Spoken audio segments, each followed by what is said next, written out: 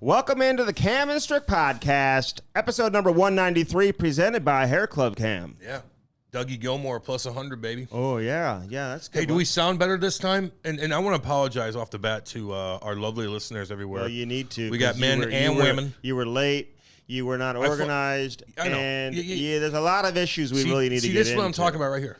I start something and Andy chimes in. But right now it doesn't matter.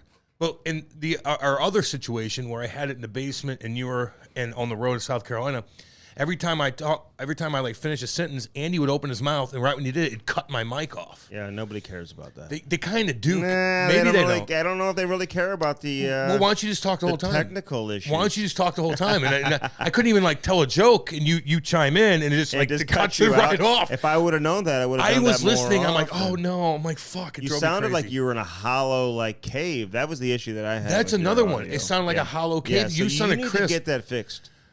You've had issues with your internet. And see, this is the problem. See, Cam lives so far out of town. He can't even get strong internet. We have our own satellite dish out there. He can't even get strong internet. We have our own antenna. Hey, can I just tell everybody right now, even including the Canadians, because they just had Canada Day. Yeah. What happens on Canada Day? Do you have any idea? I think they do the same thing. Yeah, it's kind of like Independence Day. Yep. Yeah, happy 4th of July. Yeah, man, it's 4th of July. You know how I am with that. I love 4th of July so much. Did you hang up the flags around the house? God damn right. Where do you get those? I don't know. Kate gets everything. So I hang up all the flags. We got this cool thing in our backyard so the golfers can see a huge flag in our back. It's not that cool. You turn it on at night. It's going to shine. Oh, it's really cool. Yeah. Like one of those banners that you see at like baseball stadiums and today. You press it and it's cool. Like it just lights up. It's awesome. And it like, lights up. And look, we're in a weird spot with our country, but you still got to appreciate it, man. Like, I look at it like, man, like we came out of nothing. Andy, you had to work for everything you've done, and we get to chill, kick our feet up, fucking enjoy this lovely, lovely country. Although there is shit going down, like don't get me wrong, but you gotta be happy that we're here, man. I always appreciate it. Came from nothing and be able to live our dream. Not to get nerdy, but that's what we're doing. Mm-hmm. We live a good goddamn life. We really do. So I hope everybody out there is able to live a good life too. Well, they have the opportunity. Certainly have the opportunity to. If you live in the United States, you could do whatever the fuck. Not everybody has the opportunity. Sometimes it's harder for other people. Some people makes it easier because your mommy and daddy might have money and you're already living in Greenwich, Connecticut, and you're doing your shit. Okay, or you're in fucking Hardcoreville down in St. Louis. But there's always a way, and you always have to remember that. Okay, well, there was a couple places that I stopped in the minivan with the family that was nerdy, very sketchy. Fuck, you're like, you got so much on your fucking plate all the time. Andy's so, like, my life's so chill and easy. I gotta get up early, but Andy, like, he's got kids. He's gotta go do this. Now he's gotta drop the minivan off. Now we gotta go. Like, you just need to sit back and chill a little bit. Like, do you have any help with anything? Do you need like something? I just chilled. Does his wife help you at all? Like, I like to do things. Whoa, get it taken care of. The minivan, Cam, I had it at the highest speed. I think was 103. I wouldn't do that with the kids in the car. Well, I would. I wouldn't do that with the kids. Cam, we go very, very fast. We're cruising 13 hours across country. Because you're always late. No. You need to take your goddamn time. No. Dude. I listen. I've got it. It's like a system I have down. When you're driving long distance, and that is a long trip. It's a long one, man. I mean, 13 hours is long. Anyway, you want to slice and dice it. 3 kids, fucking A. I look at the mileage left. I look at the time. I look at how many miles I have on that particular stretch. And it's like I just have a time in mind that I need to get to. It's like it keeps me going throughout the course of the trip. If I can get through these next 60 miles by this time, I'm going to be in great shape. And so that's the way I looked at it. Listen, that's what a lot of people look at like that. But the difference between normal people like myself and you is I'll leave earlier so I'm not stressed out to make that mark. Where you'll be like, oh, I got to cram everything in. Oh, I got to go to hockey practice first. No. Just fucking leave an hour earlier. So you're not like, I got to get to that time. I'm going to go 140 miles an hour. What are you referring to? Like, well, like you're just always. Like what? You're never early for anything. You are never. I'm always on time for everything. No, you're not, though. You're either like 3 or 4 minutes late. Today. You're 3 or because they didn't even know if we're doing it. We didn't know if the building was up. And don't even play with me with that. I'm always early, and everybody knows that. That's like. You talk to me. No one's ever going to say Cam's late. Can I just say, I've never the last 2 shows, Cam's tried to like change things in the last minute. You're right. I did. And I don't like that. I'm sorry about because, especially a day like today, I don't have a schedule, but I know stuff that's kind of going on early on today. I was out of the house. I'm taking care of business. I got the minivan. It's a beautiful Chrysler Pacifica. It's a limited edition. It's very, very fancy. Look up nerd, and this thing will show up. It is very, very fancy. It's all good though. You got to do it. But you're okay. Andy's difference between you is I think it's seat 7 comfortably. As a matter of fact, I screwed Andy over with the golf. So, and all you guys know, if you know, you know. But like people pay for me. Can I tell you what people are doing for me real quick? People pay for me to golf with them, and I just couldn't leave Cam, them. it was your friend. He paid Tim. He owns a restaurant. He owns a restaurant that pays for me to be there. Coulda left. It's fucking business. I left early. You didn't even tell us about it. I know. My bad on that. I mean, that's what I'm talking about. Because I forgot about it. Be honest with you. I know. You have been I apologize. very unorganized but the last couple of days. I'm worried about you used to be kind of on point. Now all of a sudden you're scatterbrained. I was scatterbrained that day, and I apologize for that. And Today's 4th of July. I got subdivision parties to go to. People, but last night you're like, let's do it in studio. I know, because it sounded like shit last time. So I'm willing to drive 45 minutes to meet you on 4th of July and sit in this little studio so it sounds better for the folks. This morning, I had to go to the grocery store. I had to get my seltzers, get myself lined up today because I've been out of town. I had to get everything taken care of for the holiday today. And like you're blowing me up, telling me this and that. What? I said I want to do it at the house. I didn't want to leave my lovely. I got Blake coming back to the house today. It's going to be a madhouse, just a complete shit show. Yeah, you don't want to be at your house. I do. That's the difference. You want to get the fuck out of your house at all costs. I don't. Wrong answer. Bullshit. No, I have no problem being at the house, but I can't record a podcast when the dog comes home for the first time in a week. That and the kids everywhere. The dog's coming to find me. Blake probably wants a treat or two. You can't do it at your house. So I have to leave my house to do it here. So that's how it is, and I did. If you would have said last night, if you said, hey, let's record it on StreamYard, you're right. Then I tell my family, hey, you can't have that. You got to go pick up the dog. Bullshit. You're going to do that. Bullshit. Oh, yeah, easy. Hey, easy. Brody's laughing at that one. Hey, Brody. Easy. He's going to put his foot down, isn't he, Brody? No, you're not. Hey, no, you're not. It would have been the same bullshit. I'll tell you a couple stories. First off, you need to get organized, I drove through Atlanta, Chattanooga, Tennessee, Atlanta. There's some very, very, very nice spots. I pulled over at a couple locations because, listen, I've got this thing when I drive on the road.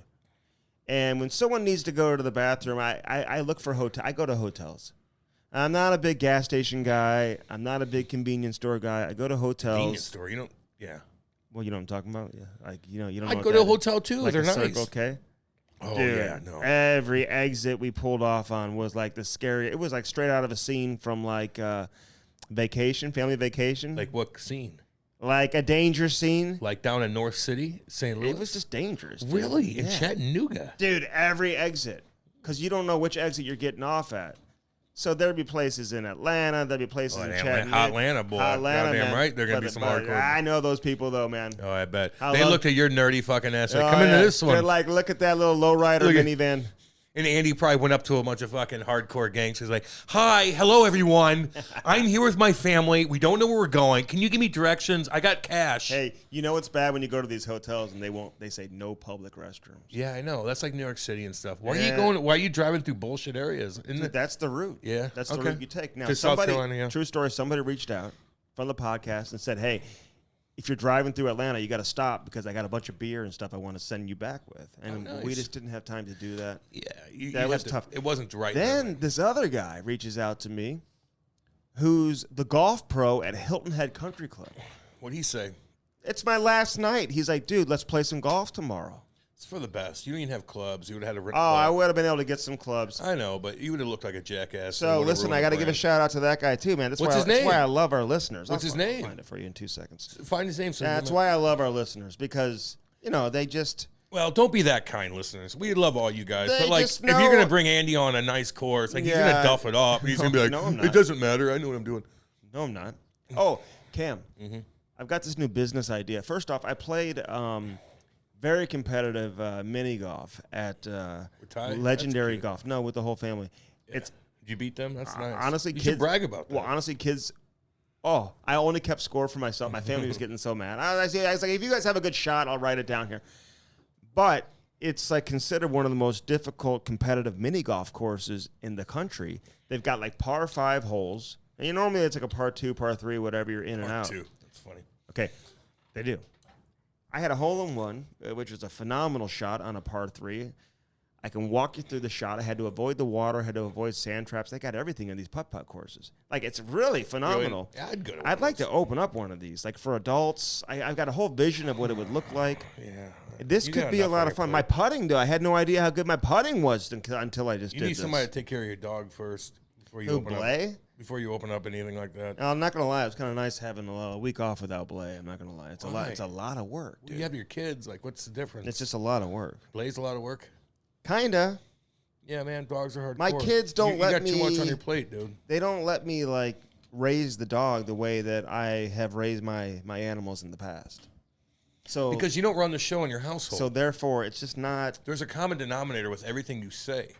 Okay. You don't run the show. Nick Miller. He's the. What's up, Nicky boy? He's the. Thank you for being kind to my partner. He's the golf pro at the Hilton Head Country Club. Oh, I bet you that place is badass. Beautiful. Cam. Right. Was it nice there? Dude. Was it cool? The golf courses. On the beach, looking now, over. There's alligators on those golf courses. I know there are. There's some alligators Thank you. there. Tell me more about So you got to watch out because there are some alligators on there. You know what I love about the beaches there? They got this certain type of growth that is on the sand dunes, you know, those long grassy growth. I just love that. But on the beaches there, it's not like when you're like in Mexico or in Jamaica and, you know, areas of Florida, I'm sure, California, 100%, where you have all those dudes that are like selling like water sports and like there's not jet skis. Oh yeah, no, this is chill. There's no like the parasailing going on. No, it's not old people at all. I don't know why you keep saying that. Well, it's a retirement community, Andy. Zero. What do you mean? What do I mean? No, it's not. At all. It is though. Compared to other places, it certainly is. That is a fact. Less than like 30,000 full-time residents. That's my point. It's a more chill. People go there to retire. Yeah, but it's not old. I know. I give you. It's young. Like, Andy, it's young families everywhere. Go to Florida and then kids. go to South Carolina, and there's a huge difference. Meaning, like, there's maybe some young people, but it's not a bunch of like spring break kids cruising around and doing shit. It's very there's no. Yeah. It's not. It doesn't have that. It's vibe family to it. oriented. It's family oriented. Yeah. But when you say old, I'm thinking like it's a retired elderly. No, it's not like that. Who cares? I want to be around old people. They're harmless. Dude, everything's cool clean. as shit. I'm glad you had a good time. I do smile when I see your family.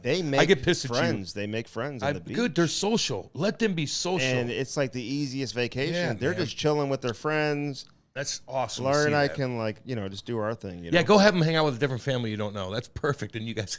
It's like, but see, that's the thing. Like down there, it's no okay. sketchy people. I know.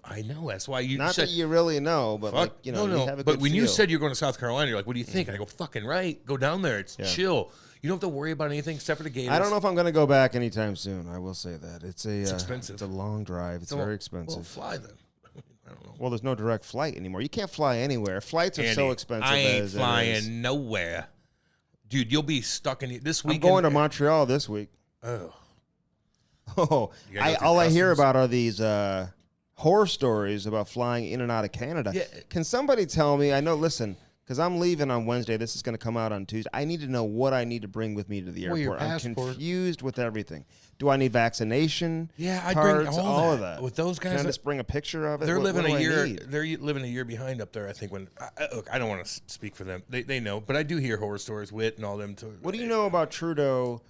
Don't get me into his this. family history because the airport's named after it. Is that his grandfather? Or? He was a lifeguard, and then he was a teacher. And he's like, I don't know what to do. My daddy tells me I need. Oh God, his dad, I know. I ain't. Does it go beyond that with the family history? There's a lot of weird shit, dude. He's just a fancy lad. That's like, I'm people kind. It's not mankind. It's people kind now. Is that what he says? Yeah. He's just nerdy. It's all good. Look, we got our own problems on here. They got their problems. We love all you guys. We love everybody. We love Great Britain. Mm-hmm. We love Australia. Who else we have listeners from all over the damn place, dude? Mexico. China. We love China. I just heard from somebody. From China? No. I want to say Afghanistan. Yeah, well, that's military folk. I know. I would say. Yeah, Andy. yeah. I'd say that's probably military folk. You don't think he's just we like especially living over love there? you. We love all you guys, man. Especially 4th of July. We just try to, and that's why I came in the studio because I want to speak clearly, and I don't want Andy cutting me off, and it sounded like shit. But I did confuse you, and I apologize for that. Your legs 2 are shows in a row. Your legs look tan as fuck. 2 shows in a row. Your legs, you look tan. Yeah. You look good. You look good. Well, that's what happens when you're in the sun. Although we had some rain, though. These tropical storms, Cam, they were telling me at one point that they were expecting a tropical storm.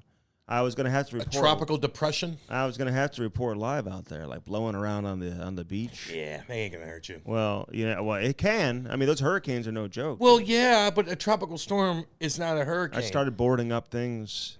A tropical storm turns into a hurricane, but first it's a tropical storm, which you could go bear that 50-mile-an-hour. I met a number of people who were working there from Jamaica. Listen, these people from Hungary, Slovakia, Jamaica, I met people from all over the world.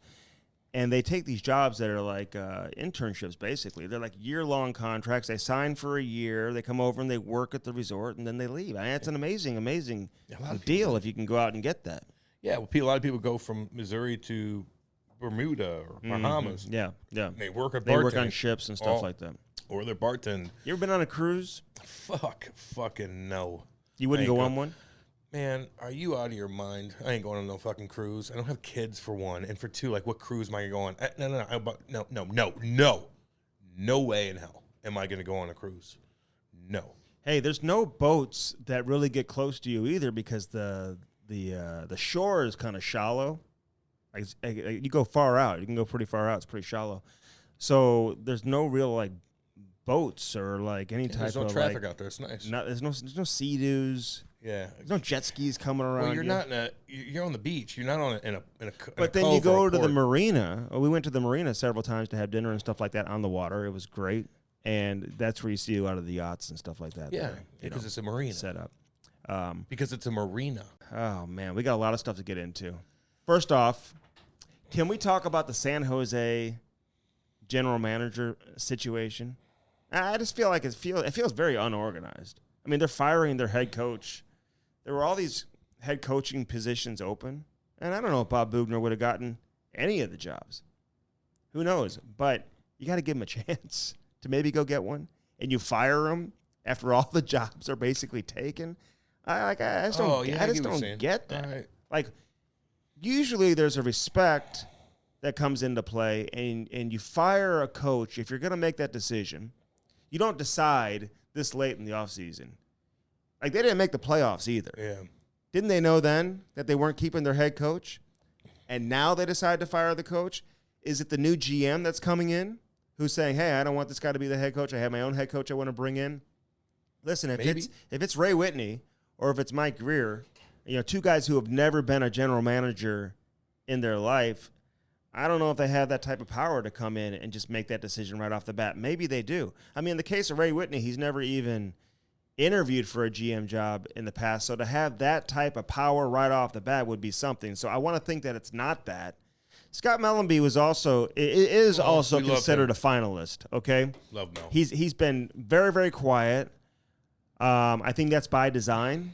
He's always stoic. In terms of how he is approaching this, I'm sure there's other teams that have interest in bringing him on board into the front office or not. Some people are saying that he's, it's just down to the two and he's no longer a finalist. Listen, I'm not going to ask him if he's out. I will say this. A couple of days ago, he had not been told if he was out and, obviously was certainly deep into the process, and I hope he gets it, man. I mean, you look at guys who have experience and whatever. He certainly has more experience than anybody else you're going to interview right now. So I don't know what he needs to do to get a job. I just hope he gets one before too long. I do too. I agree with that, man. I like that Ray Whitney dude. He was always nice. There's always certain guys that you play against, and he was always just a good dude. Like, he'd always like, hey, Cameron, how you doing? Not kissing your ass.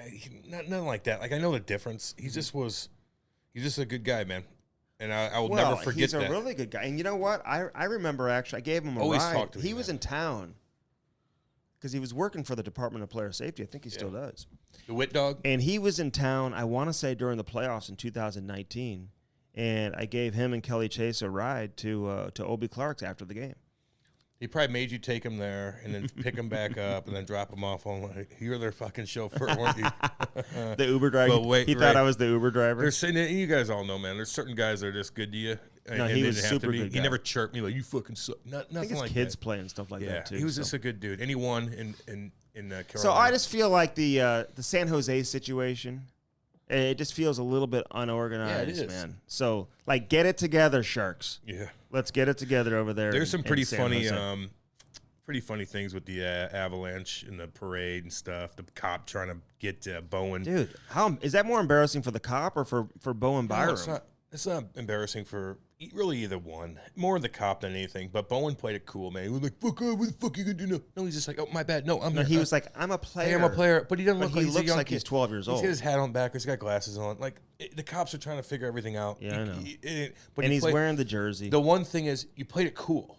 He did. You played it cool. Mm-hmm. It's a common denominator with everything. You like the way Colorado is handling the celebration so far? Oh, like, yeah, how would so you funny, how would dude. you like How rate about their celebration? I love. It's just like Washington. It's like the Blues did, man. And the last couple of years, and Tampa was funny too. Patty dropping and get fucked. Who can't? Everyone's like, "Oh, the cup. You hurt the cup." Who gives a shit?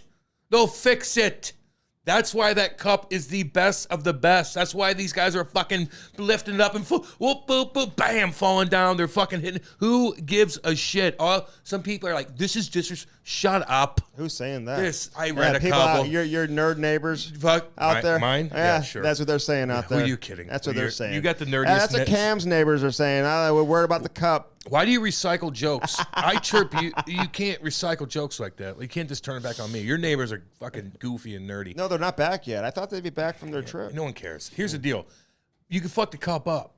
It's not disrespectful.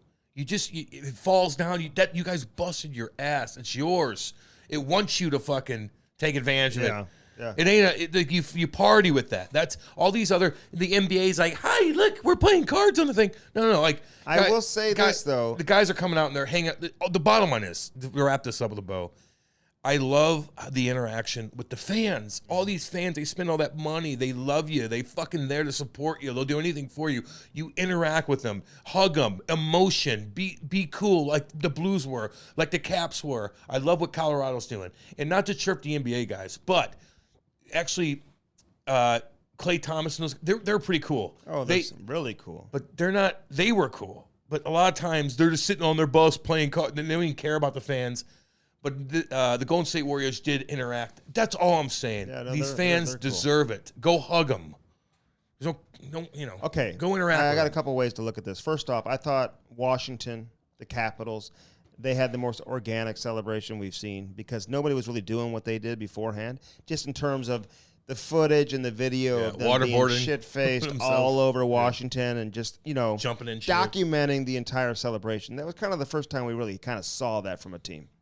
The Blues were the first team to organically engage with the fans during the parade. Okay, I see what you're saying. You know what I mean? Yeah, I get you. So they had their own, flavor to how they celebrated. They did. You're right. And I like that too. So it was like, okay, Washington did this. Now we're gonna have our own brand of celebration. Yeah.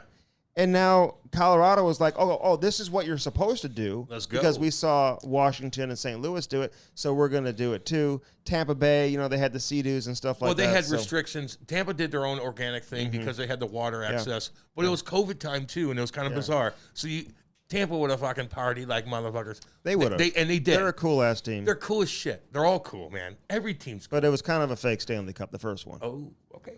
I know. I'm just saying. Andy, they were the best team, but it was goofy. I agree with you. They both were kind of goofy. Montreal, like, what? Okay.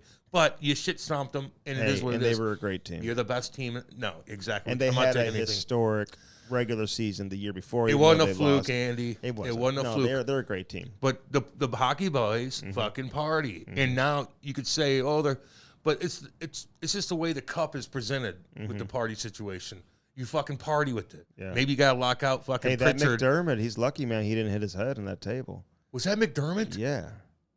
It was? When he lifted the cup up and fell backwards? It looked like a smaller guy. Oh, I'm pretty sure it was him. McDermott should be able to hold that thing up, even if he's wasted. He's a big, tough dude. Wasted. Yeah, that thing, you're like, hi, ooh, bam. It's funny. That's all funny things. You know? Yeah. The cup gives a shit. They'll fix it. Hey, let me give a shout out to Jim Montgomery real quick. Oh, yeah. Love him. And Army for giving him a second chance, too. He's down and out. He's down and out, and he crawled out of that. Well, this was the best place for him to come to because, he's got roots here. Yeah, man. His wife is from here. I think he had a great support system here. Yes, he did. People like Al McInnes have known Jim Montgomery for a long, long time. Yep. and obviously went to bat for him. And it's not just Doug Armstrong, who obviously deserves a ton of the credit, but also, Tom Stillman for saying, hey, we're going to give this guy a second chance. Craig Berube for being like, hell yeah, I'm comfortable in my own skin. I'll bring this guy onto my staff because he's going to make us better. The Blues had the best coaching staff in the league last year. I know. I mean, when you look at 2 head coaches on the bench, another guy, potentially 2 who are going to be future head coaches. All these guys played in the league for a long time. Now they're bringing Mac T on board. This is going to be funny, Yeah, big Mac T. What's up, baby? And he's just a guy that, for what his role will be, I mean, it's almost perfect. He's been around the game forever. He's a champion. No helmet. He's coached. He's been a manager. But he knows what to say, but he also knows what not to say at the same time. He's not going to be stepping on Chiefs' toes. He gets it. He understands it. And he does have an interesting story. He's been all over. He coached in the KHL. He's coached in Switzerland, I want to say, too, man. So hockey's taking him all over the place. He's the last player to not wear a helmet. He's cool, man. Cool. That's the type of coach you want to bring on board. It doesn't always have to be the young, flash, innovative, up-and-comer. Sometimes it's just a hockey lifer, a guy who's been around the NHL for the last 30, 40 years. Pick his brain, man. He knows he has a lot of knowledge just caked away in his soul. Mm-hmm. Good for him, man. It was like when he did play, though, I will admit, like when I was young watching, I'm like, what the fuck is this guy doing? Mm-hmm. And we were like, Dad, why is this guy, A, he's got a fro, B, he's got no goddamn bucket on. I'm like, well, how does he not fall and kill himself? I don't get it. It's dangerous as shit. And now maybe in like 5-6 years, like, everybody's gonna have visors, but they're gonna look back and be like, I can't believe you didn't wear a visor. But at no helmet, dude, there's so many times where you fall down, you just hit your head, and your helmet's like, oh, hi, I'm here. Yeah, but people have said for a long time that actually when you play, there were fewer head injuries for those guys who play without helmets. Yeah, well, the speed was because people were a little more I don't know if I'd take that respectful seriously. About it and whatever. Listen, are you kidding? Look at the games back then. They're crazy. They're cross-checking each other. Cross-checking in the head. Dude, they're killing each other, man. Didn't you just watch that Slamming documentary? Guy's head in the book. Yes. Which documentary? The Red Wings? Yeah, the Avs. I mean, it's I'm crazy. going way back, dude. I'm just talking about when the guys, no one wore helmets. Oh, wait, okay. Yeah, but they're not like the 1990s. Andy. I know they were crushing each other. Andy, if you take the injuries back in the 70s when they didn't wear helmets, they didn't have injuries because they didn't report injuries. They were getting fucking rocked. Not to mention, like, you run into the fucking boards weren't as, like, they're harder. Everything was weird. Maybe the game wasn't as fast, but look how nasty it is, man. It was nasty. Sticks are high every fucking second. Yeah. You don't have a helmet on. You weren't going as fast, but it was crazy back then. I don't get what you're saying. They had more respect. I'm saying, they're slashing more each respect. They're slashing each other in the head. Well, that's what the players who played in that era I'm just saying. saying. It's not more respect. They were crazier. Yeah, but they weren't suffering as many head injuries back then. Because they weren't reported. I bet you they all got concussed. I'm not talking concussions only. I'm talking about, they just weren't. Like what? The cross-checks to the head, slamming each other's head into the glass. Go on YouTube and watch a game. I get it. I'm just telling you what they say, man. Well, who's they? Like Bobby Plager and those guys back in the day, man. Bobby's like, it was the most hardcore shit ever. He goes, I'm lucky I didn't die. I'm not saying the game was soft. He's like, I'm lucky I didn't die because not wearing a helmet. Well, we'll get Mac T on. He can explain to us. It's all good. I get what you're saying. You know what I'm saying? I do, but do you get what I'm saying? I do, but they're killing each other, and the sticks were long. They're like fucking diving. They're crazy. How are they not? They didn't get concussions back then. Well, they weren't reported. Well, they didn't really know what concussions were. They didn't know what it was. I've had players who played in the 80s tell me they never had a concussion. They did. You don't even know. They did. I bet you $1 million they did. I bet you I had 10 more concussions than I even knew. Can we talk about Winnipeg? Yeah. Everyone knew how this was going to play out. Rick Bowness, no one knew he was going to go there. That was kind of a surprise. But you know what? Winnipeg's cheap. I mean, that's just the bottom line. Do they make money? Like, what's their revenue? I would think they make some money. I mean, they're a Canadian team. They sell out. They sell out every time. I'm I'm sure they make some good money from what else? With their corporate partners and sponsorships. Advertising, ticket sales. So you're saying they're cheap in what way? In terms of how much money they want to commit to a head coach. I mean, they were never going to be in play for any of these big-time big dogs outside of Barry Trotz because of the connection with him being from there. I think that's tough also because maybe the location, but I've got no reason to chirp Winnipeg. It is what it is, man. It's a great hockey city. It is a good hockey city. I wouldn't want to live there, but it's good. No, it's a great hockey city, though. But I think if they truly were able to who knows, maybe Barry Trotz doesn't decide to wait another year. and say, I'm just going to chill. I've got family obligations and whatever. So Rick Bowness, yeah, they wanted like a veteran coach, an experienced coach. I get that. But at the same time, they also didn't want to spend a lot of money for a coach. So when you look at what a lot of these coaches are making and what they're being paid this offseason and the $2.5 million that they're paying him, that kind of tells you all you need to know. Yeah, they wanted experience, but they also wanted a guy that they didn't have to pay a ton of money to. So they wanted Jim Montgomery. Montgomery signs $2 million, but again, he's coming off some issues, whatever. So he's not going to make the big-time money with this contract. Signs a 3-year deal, which I think is smart for him. Do your thing for the next 3 years, and then he's going to make that money up. But that's the deal with Winnipeg. They're cheap, and I'll also say this, because this is going to become more of a storyline, I think, moving forward. I'm starting to question a little bit that leadership group, that core group in Winnipeg, and what's going on there with Scheifele and these guys. I mean, can these guys truly get it done? And do coaches want to coach that particular group? Do they feel like they can win with that group? I don't know. So, there's just a little bit of a reputation, I think, that has been kept from the fans and from the media that exists internally about that group of players there. I like that Kyle Connor. I'd take him. I do too, man. I like that Andrew Kopp, who ended up going over to New York, had a hell of a run with the Rangers. Lowry. I like that Lowry. Yeah, me too. I mean, there's a lot to like. But there's some players who have been there for USA guy. There's some players who have been there for a long time that I will say their reputation is just iffy at best. Fuck, it's weird, man. Like when the Blues won in 19, they played Winnipeg in the first round. Remember that, Andy? Mm-hmm. And me and you are like, oh fuck. We're like, God, Winnipeg was good. They're but I didn't think that they were going to beat the Blues. I remember talking about it. The Blues are cool. They were dominating. They went through a search, but I was still concerned because Winnipeg was big. Yeah. They were tough. Yeah. Like they had it. But they never got it done. But they didn't figure it out. They never got it done. I know, but I was a little concerned in that first round. And then Schwartzy did his thing. Bosey made a play, whatever. They made plays and it worked. Yeah. But I was concerned going in because I looked at that team at that particular moment and I'm like, they're big and they're fast. They got this guy. They had a couple big defensemen. Hollebuck was really good at the time. I don't know. They scared me, and then the Blues were like, no, we'll fuck them up. Like, okay. Okie dokie. So Kevin Weeks has become like a news browser. He got the ESPN. He turns into Adam Schefter. Well, why wouldn't he? Well, I'm just saying. Why wouldn't he?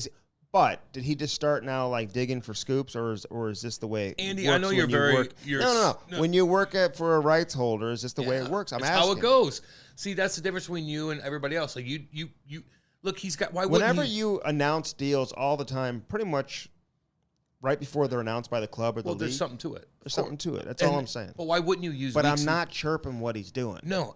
So hear me out. I get you. If it's Timmy Peel, who we love, breaking these stories, you'd be like, what are you doing? Right. But Weeksy is getting connected. And if I'm the connector, I'm like, I want Weeksy to announce it for me. So it makes sense. Can I give a shout out to my boy, Luke Cunnin, by the way? He and Sophia just got engaged over in Greece. Oh, Lukey. Mark and Sherry Cunnin, Nick Cunnin. Nick was a badass player too back in the day. Oh, he used to block shots with his teeth. Yeah, good. A little reckless because he'd get hurt as a result. He had some concussions and stuff like that. But he's the guy last minute of the game, man. You want him on the ice. You handsome bugger. Congratulations, buddy. Do your thing, man. I know you're fucking in Nashville though. You better play it cool, brother. Dude, she's cool as shit. I know. She's probably a better player than he was. She played at Wisconsin. I'm just saying. Lukey's a handsome son bitch, and he's down in Nashville, and he goes and puts a show on, and he walks around. Women finna go up to him. So he's going to put his foot down and be like, no, I'm married. He's off the market. He's off the market. Just remember that. So big shout out to the Cunnins. Luke's one of my favorite players to come out of St. Louis, man. He's a great kid. Yep. And he's earned it, man. And now he's found a great woman. Little wheel. Found a great girl. I remember asking him, I'm like, hey, you like that girl, don't you? This is like when he got drafted. He's like, oh yeah, she does all my homework for me and everything. So Andy, you love because of love itself. She does my homework. What do you need your fucking homework done for anyway? Man. Go be a pimp, dude. Yeah. Go fucking wheel. Go score some goals and put some guys on their goddamn back. I like that kid. Billy Husso update. I reported Husso, my sister. Last episode that I think the Blues will try to make an effort to re-sign him. I will say this, though, because, I'm not saying that he's going to re-sign with the Blues. I think they're going to try to re-sign him, and hopefully they're able to get it done. But it comes down to whether or not the Blues can make some necessary moves to create some cap space there, and how much Doug Armstrong is comfortable committing to the goaltending position. You're already paying Jordan Binnington $6 million. Are you willing to go 8 figures combined with your goaltending position? And I think that's the biggest question.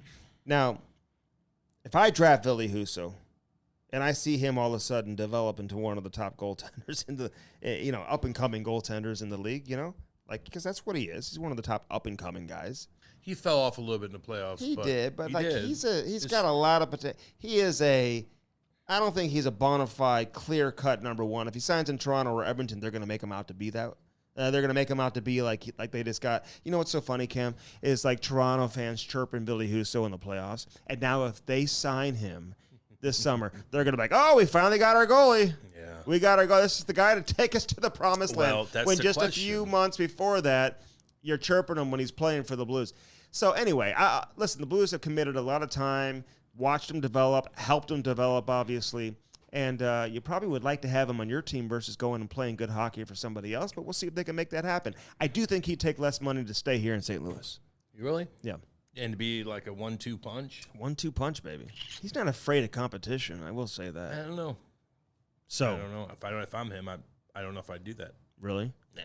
But what if you like it in St. Louis? You're not going to like being a 1-2 punch. You want to be the number one. You do. At that age, you do. Andy, but things can change so quickly. You like the grass isn't always greener. No, it is when the money's there, and it is when you're number one, bona fide. It's not. What if you feel like, hey, I can compete and play more? You're going against a guy making $6 million that's won a cup. Yeah, but how long is that? You never know how things. You can't predict the future. Well, we saw it in the playoffs, and you can't predict the future. I'm just saying, say he signs a 4-year deal. Really? I predict the future all the time. You sign a 4-year. Who knows how long that tandem's together? And all you that might not type of predict stuff. the future as far as winning, but your future is going to be more money. And so it's like, I'll figure it out on my own. I trust myself. I want to be a number one. And maybe I won't win the cup in the next couple of years, but goddamn, I'm the fucking shit kicker of this team. I'm the goalie. I'm the number one. And that's a good feeling. What do you think of Ryan McDonagh going to Nashville? Good for him. He's got 4 years left. How many lefty they got on that team?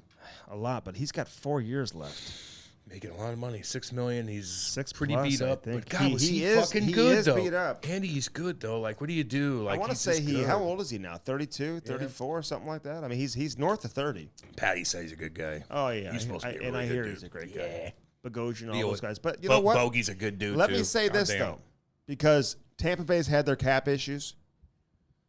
But part of them being really, really good, and I mean playing at a championship level, is because of guys like Ryan McDonagh.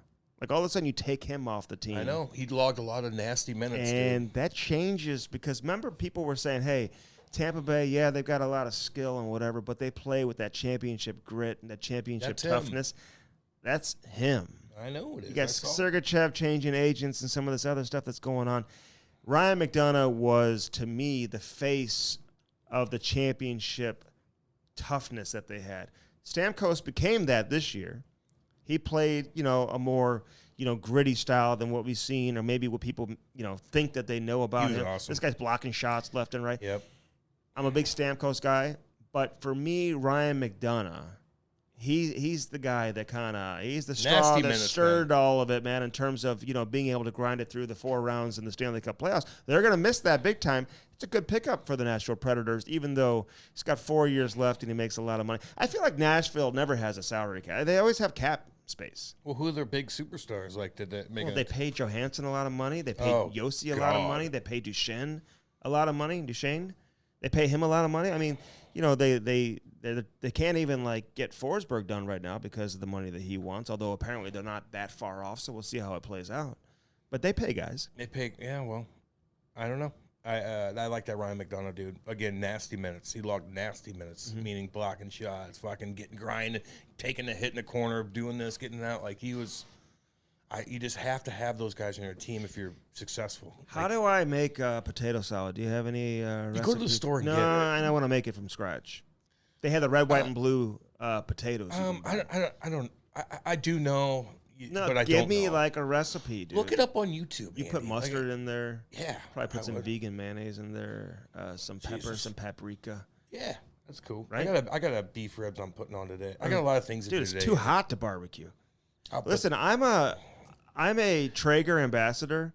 I have an apron. I've got oven mitts. I've got lots of stickers and stuff that they've sent me, hats. But it may even be too hot for me to go out there and barbecue. Yeah, but today. you're not with a Traeger. You're not. All you do is put it on. And then you got to go out there and you got to like flip it and stuff like that. Flip it. Sure you do. You keep the goddamn thing in the back of the thing and you go for fucking 8 hours. Oh, you got to flip it, dude. Flip what? Like burgers Beef and ribs? stuff like that. Yeah, I'm not talking about burgers. I'm talking about like throwing a slow smoke brisket on there or beef ribs that you just let sit and you spray it down once in a while. Yeah, I'm not doing that today. What? It doesn't. If that's what you're doing, ribs today? Beef ribs. Okay. It's a beef. It's not pork. Beef. So most Something that you don't even traditional ribs are pork? I mean, you would think ribs, if you're like St. Louis style ribs, are from a pig, but these are fat ass beef ribs. What do you prefer? Monsters. I did ribs yesterday. Now I'm doing. You're doing ribs 2 days in a row. They're different kind. What do you prefer? I don't know. I gotta try these beef ribs. God damn! I did brisket the other day. It took fucking a long time. You ain't golfing today, dude. I don't know what I'm gonna do. Don't I got act a party to go don't to. act like you're golfing. No, I gotta go to a party. A nice little. Travis having people over. Oh, is he good? Yeah, we'll get our minds right. Watch the fireworks in my backyard. Oh, we had great fireworks in Hilton Head too, Cam. Oh, There really? was, I met a family actually that was from Kirkwood here in town. You just meet everybody. Are we going all back over on there. your trip? Because it wasn't that cool. I mean, seriously. You meet everybody. Fireworks, though, the danger of fireworks. Please explain to people how dangerous they can be. Well, when in the 90s, growing up, I'm a 90s kid living out in the middle of the woods. I remember going to the fireworks stand, and you wanted to get the Black Cat fireworks, the Black Cat bottle rockets compared to the other ones because they went faster, they hit harder, they exploded harder. Yeah. And so they were more expensive. So you can either get 4 of those or you get 6 of the other cheaper ones. So I'd always get the Black Cats and take my time with it. And firework wars when I was a child. Yeah. When my mom and dad, their friends would be in the back of the deck. We're way out in the middle of the woods. They wouldn't give a mother fuck what we were doing. We'd take Roman candles, we'd take bottle rockets, and I'd take a wiffle ball bat, shove the things in the wiffle ball bat because there's like a little hole at the end. And Everybody did that. Have a firework war where you're hitting each With other. the bottle rockets. You're hitting each other. Yeah. Yeah, but like we're in the middle of the woods. Like you're starting like it just nowadays. I don't see kids doing that. They don't do that. That's what I'm saying. We used to put them in like glass bottles or in through the hole with the wiffle ball bat. Yeah, the wiffle But bat's we the used best. to have these bottle rocket wars where, as we got older and people were driving, because a friend of mine had a minivan and we would just drive. You always have minivans. All your friends have His minivans, dad right? did, and Jesus we'd Christ. keep the side door open, and you'd shoot those things out of the minivan as you're driving by, dude. So Oh, you're hardcore. Yeah. Wow, Andy. Those minivans took a beating back in the day. No, but it's different now, man. You know what? I'm not going to lie I to you. think kids probably still do that. Andy, You can I'm blow not- your hand off. Andy, I'm not going to lie to you. If I had kids right now, and they're like, okay, have a firework war. I'd be like, no, you're not. Like, no, you're not. Like, I'll have you shoot them off, but you're not doing that to each other. I'm not playing that game. Really? Goddamn right. There's a lot of things when I grew up in the 90s with my lenient parents that were hard on me when I was but they let us do whatever we wanted. But I look back on the things that let me do, and I'm like, no fuck way would I let my kids do that. I just wouldn't. There's a lot of things. My parents You were just probably like, have "You're some okay." sparklers going tonight. Yeah. Okay. No, we can't shoot off because we're Your in a, dogs like the fireworks. I don't know yet. Oh, there was a big UFC fight, by the way. Yeah, Israel won. It was boring. 276. It was boring. Was it? Yeah. Anything to add before we get to the interview? That Israel cat's the coolest motherfucker in the world, man. He's so dynamic, and everything he says is cool. He's not a victim. He doesn't act like he doesn't fucking feel sorry. He's a fucking coolest mother. He's real as shit. Yeah. He went through fucking hardcore time. He's just cool. What about the cowboy who's retired? Yeah, he got his ass kicked a lot. He's a good dude too, man. Good old He's cowboy. going into Hollywood, apparently. That's what I hear. Yeah, he's going to be on probably. He's a shit kicking looking son of a bitch. He's a complete opposite of what you look like, and he's cool, man. He wears he just got the look. His wife's Where's he and his from? kids are cute. I have no idea. I have no idea. Okay. Shit kicker. Kelly McCrimmon is on this edition of the Cam Strick Podcast. I do need to tell people that I did ask about like the Dadanoff situation. Yeah. So I don't know what's going to be left in and what's going to be left out. I know what's going to be out, but there's a reason why we kind of had to cut some of that out. I'll explain at a later date. I can't explain he's right cool. now. He was cool. I didn't ask him any questions on this because this is more of your interview kind of I wish thing. you would have asked a couple of questions. I mean, just get Why in don't there. you tell me something to ask? This is you. Why don't you help me You with know what something? to ask. What would I ask a GM that I don't know that much about? Ask him About what? If he gets his mind right out there in Vegas. No like, way is he would I, hanging dude. out? Andy, I mean, you're lucky. I'm pretty disciplined with this stuff. Ask because him- I could be so embarrassing. ask him what he does when he kicks his feet I up. did, and he didn't give me an answer. I did ask that. Okay. That's my go-to. Well, so- Andy, you're lucky I'm this way. Can I just say this though? The interview was not an easy interview because let's face it, and there hasn't been a whole lot of positive to come out of Vegas the last couple of years. No, it's goofy. I mean, their first season obviously was great. Everyone rallied behind Vegas, and I think Kelly even mentions this in the podcast that, the first couple of years, Vegas was everybody in the league, everybody's second favorite team behind their home team. Everyone loved Vegas. I know. And then things just kind of changed. There was some controversy. They started signing everybody. They had the goalie issue. They had Robin Lehner kind of doing his thing. Marc-Andre Fleury kind of having their own issues. It just seemed like the trade deadline stuff, the coaches being fired. It's too much. It just seemed like a lot of drama coming out of Vegas. It just nonstop drama. So, we asked him a lot about that. And, he had some good answers, and I respect him for coming on and answering some of those questions head on. Yeah, man, he's a current GM. Like this is a year interview, and you did good with that. There's only so much. But I want people to know about the Dadanoff situation. We couldn't really get into too much of it, and there's a reason why, and I'll explain at a later date. On here, It's every Monday. There's a tornado sirens that they do every single Monday, first of the month. You probably like hearing this. No, it's the most horrific sound ever. Is when you hear this, Andy. Yeah, I was in Denver during the playoffs when we had our tornado in our backyard. Yeah, tornadoes, man, they're hardcore. We're gonna see a nasty one in Missouri. I've said this before. There's gonna be a nasty tornado that's gonna hit Chesterfield, Missouri, and it's gonna go up Highway 40. It's gonna rock Chesterfield. I'm predicting that in our lifetime.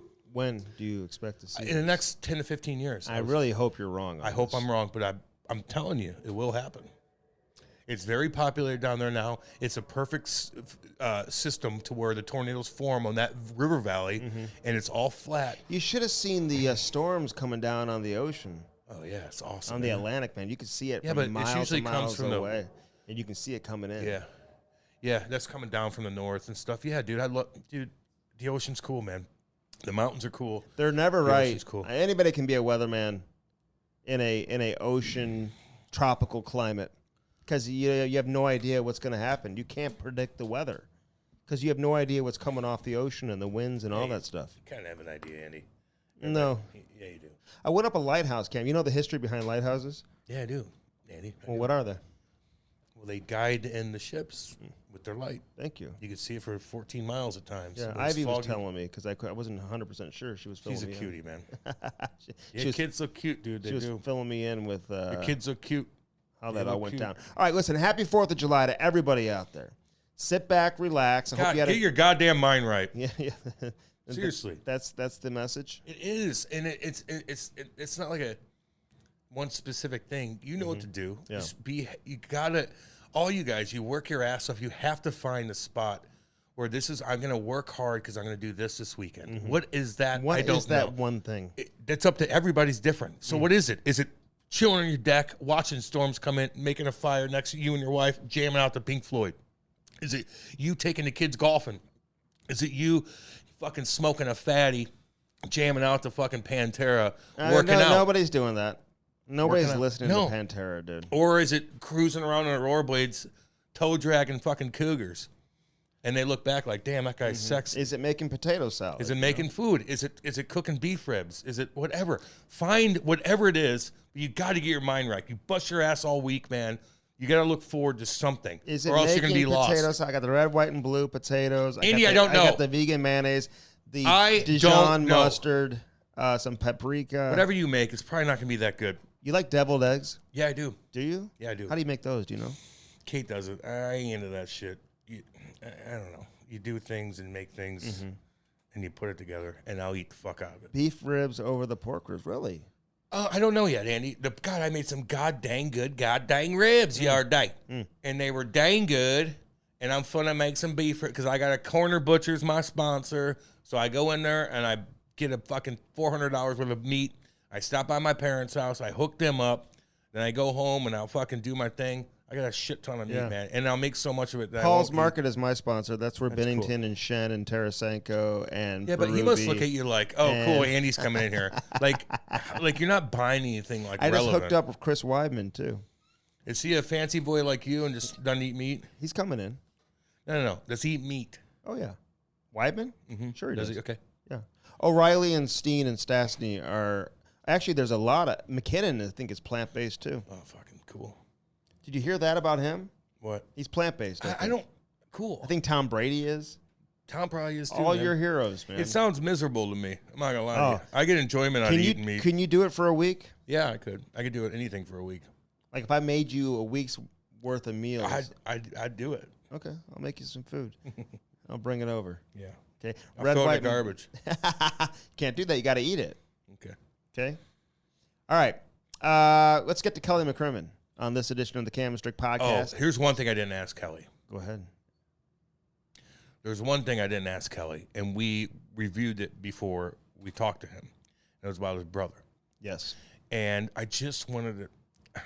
I talked to you about it, and this is where you gotta like appreciate my mindset on things. Like, hey, but I was trying to figure out how I could ask him, and like, because there's so much weird shit that happened in that plane crash, man, and it's so sad. And I just want to know. Like, is there, do you feel like, do you ever look back and like, well, why was the pilot doing this? Or what about this? Are they taking care of the family? Are they taking care of the family? Like, there's a lot of stuff. Here's the reason why, and I think you could have easily, certainly talked about that. I don't know. The reason why we didn't is because the interview just kind of like got sidetracked because I brought up Dadanoff, and I could tell Kelly McCrimmon was very distracted. I know. From that point on, moving forward. Because there are reasons why we can't really just get into that. So, I wanted to ask about his brother and that god awful plane crash in Russia, the locomotive plane crash. It's just our late great Pavel Dimitra as well. Pavel, his Brad McCrimmon, to all the Igor Korolev who played for the Blue. Yeah. Oh, God damn it! I know, and it pisses me. It makes me mad. It makes me mad how they fucked that up. There's a lot of things that fucked up on that goddamn flight. And it just, I remember watching that video. I don't know, man. So let's get to Kelly. It was a great conversation. Yeah. And again, it just kind of got a little bit sidetracked because I think there's, reasons. There's reasons for it. So good. You did good, man. You did good on this one. All right. Let's get to Kelly McCrimmon, brought to you by Hair Club and hairclub.com. Go to hairclub.com/Cam Strick Cam. That's it, baby. And you regrow, you replace, and you refurbish your hair. I talked to a number of people out in South Carolina. I stopped in Chattanooga, Atlanta. We talked to some hair club with a number of people out there, Cam. Yeah, man. All y'all out there, man. Some of you are getting divorced. Some of you are single. You got kids or whatever, and you just want to be confident. I get it. Just go check it out. And if it's why is this a message to divorced people? Well, even on the radio show and stuff, like I got people texting like, Cam, I got 2 kids, and he sends me a picture of him. It's like, and you're like, and he ain't. I go, you look good, dude. Bring your confidence up, man. Like, these guys are like, I don't know what to do. Like, I go to places, I don't want to just hook up with chicks. I want to meet a girl.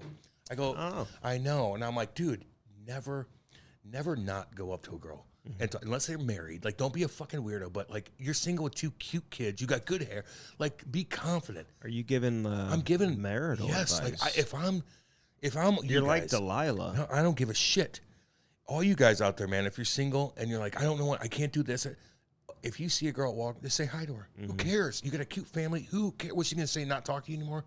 Who gives a shit? Just Who's don't be that creepy. lady that used to have the I'm just saying, call-in shows?